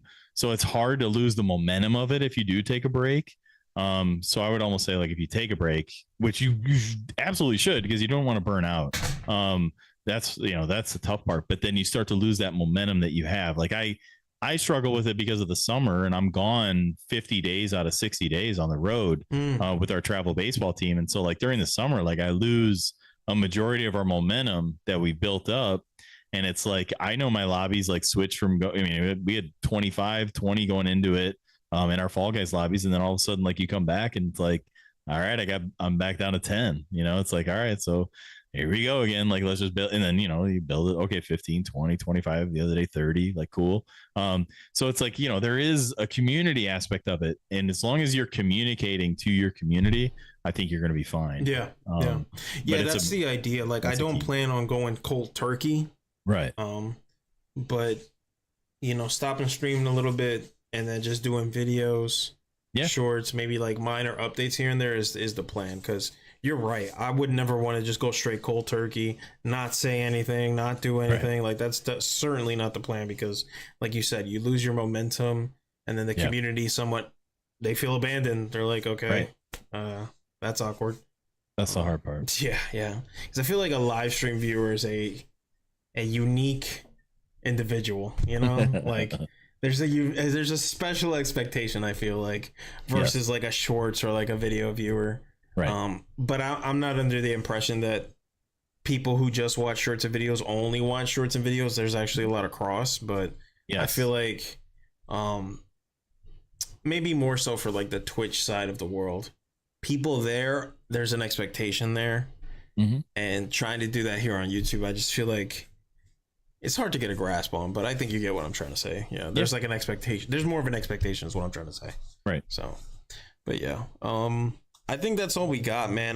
The other two quick ones I can give you is I don't know if this is serious or not, but Jarvis asks, can you do a hat reveal at 4,444 subscribers? I guess that's a joke you get. I don't know. It's I do. So I'm gonna answer it the same way that I would give advice to whoever it is. Whenever somebody tells you something like, hey, whenever they ask you to do something, this is advice for everybody. Whenever somebody asks you advice like, hey, I want you to shovel poop outside your house and take it over and dump it into the waste, but you got to walk it about a mile. Rather than instantly saying no, always say, how much? So in this case, Jarvis is saying, hey man, how much? How much? There you go. I'm not going to say yes or no to that. I'm first going to say how much, man. If we're pooling funds together, like, well, it might make it a little more worth it for me. There you go. All right. How much, man? How much? We'll make this the last one, guys. He also asks, how do you bring coaching to your life to support other people other than on the field or court? You kind of went over that a little bit, but if you want to re-answer, you can. I think we covered that one. I think we hit that one. And Discord is like, I think Discord is huge for community building. Yes. I didn't realize how big it was. My son created mine, which I always like to thank him, like each stream that he comes in and announce him. And, my editor, my producer, my creator of my Discord, I always announce him as that because it's a big part of, and people like Red Raider behind the scenes. And like, it's funny because like, Jarvis is a mod, and like these guys are all my kids, man. Like, I mean, like, it's, and I've heard people have said, so, Coach, you adopt me. And I'm like, no, dude, I'm your coach, man. It's good enough. I'll be your coach. It's good enough. But like, you've got Chonk, like, which obviously you've interviewed, that she's my live, mod. Like she does a lot of like the grunt work of on the stream, like off the stream. Red Raider. I mean, Red Raider does a little of everything, man, but shout out to that dude, man. He's a legend. Oh, dude, he is unbelievable. Yeah. And but I talked to Red Raider about motivating him to do about, getting electrical degree or and going into computers, because that dude is so talented. He is. And I want him to, the world is his oyster, and he needs to really realize it, and we're going to get him there. And but things like that happen on Discord, Yeah. and so there's where the coaching happens there. So yeah, like there's things on stream, but like Discord is, and like he does so much stuff for our Discord. He is awesome. That's why we call him the server daddy. That sounds right. But he is the man, and like Jarvis like does all this work for us, like behind the scenes, and like doing the news, and just being such a positive person, and so supportive. He's done a majority of my shorts, like clipped it and put it together. Like it's just, it takes everybody, all of our mods and like all of our community, like just the fellow streamers that stop in, man. It's like, it's so cool. Like our community is like just such a cool community. And that's the thing that I do appreciate about Fall Guys, even if it's done or if it's whatever it is, like that thing did bring all of us together though. Yeah. So yeah. no matter what, at the end of the day, it's a positive community, and that's something that I do love about it, as opposed to like the Call of Duties of the world and the Rocket Leagues or the ultimate toxicity. And but man, it's so fun that this is where it started, and we get to keep doing it. Amen. Yeah, man. Well said. Wow, couldn't have said it better myself. Listen to that, Coach4Star, everyone. I love it. Dude, I kind of said it better myself. Yeah, man. Like, this will be timeless. This will always be up, and it would have never happened. I know you got Jakerton rated recently, apparently. Yeah, it's crazy. Oh man, can you talk to me about that quickly? That was a whole nother level, man. Because he's rated me twice. Like he rated I didn't know that. He rated me on Jonkerton and Jakerton. Wow. And both hit equally. I mean, like different, but wow. And that's what I mean. Like when people say stuff like, because he's got what, 2-3 million subscribers or whatever it is. And like, when he's live, like, or when he hits the ping, for like, hey, everybody go here. It's like, oh, like it just hits so different. Like, but that dude is so kind and like so positive, and like the people in his community. And that's the important part of it. Yes. If you're going to grow but you're going to grab toxicity just for the sake of growth, then what is that all about? Like, exactly. I don't know if that's really like, okay, great, you got views and like whatever, but like when you go live, like people are knuckleheads. Yeah. Whereas like with his crew, like he's found the way of going at it and grabbing these people that are just like the kindest people ever. Oh my goodness. And so nice and like generous. And it's like, all my people, like I asked my people, like, hey, how'd you get here? Like whatever. And Jakerton, like, oh, like Jakerton went to this person that went to this person, and then they rated you, and then now I'm here. And it's crazy, like the networking of Jakerton, but like inside of all of us, like it's like he has done so much. And like, and it was just recently, but like I'm telling you, like I've had all of his people in my stream for forever anyway. But it's awesome. Like I'm so thankful, like for everything that he's done, and just he's just such a good dude, man. Yeah. And like I always am like gonna cheer for that dude, and like whatever he goes and wherever he goes, man. Like, but it was different, man. When the people all came in, you get 600 people in your lobby. You're like, oh my god, and this chat is going like just a million miles an hour. Yeah, man. When it happened to me, I thought Chunk was trolling me. I was like, nah, ain't no way. And then I saw that number go up. I was like, what?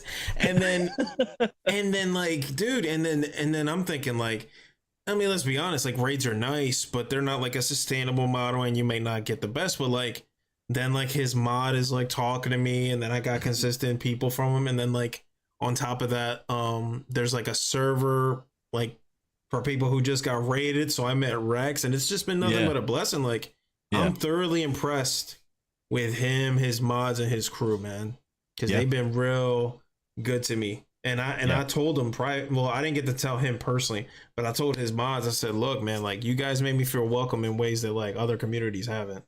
And and like you said, like that attitude is the way I share the sentiment with you, is the way I'd want to go up. Because going up like in a toxic way or at the expense of like hurting other people is just not, just not what I'm about. Like I would never want to, stand on top of a mountain and under my feet are people that I've crapped on or have just completely like made them feel bad, and then here I am at the top enjoying Right. what exactly for what. Yeah.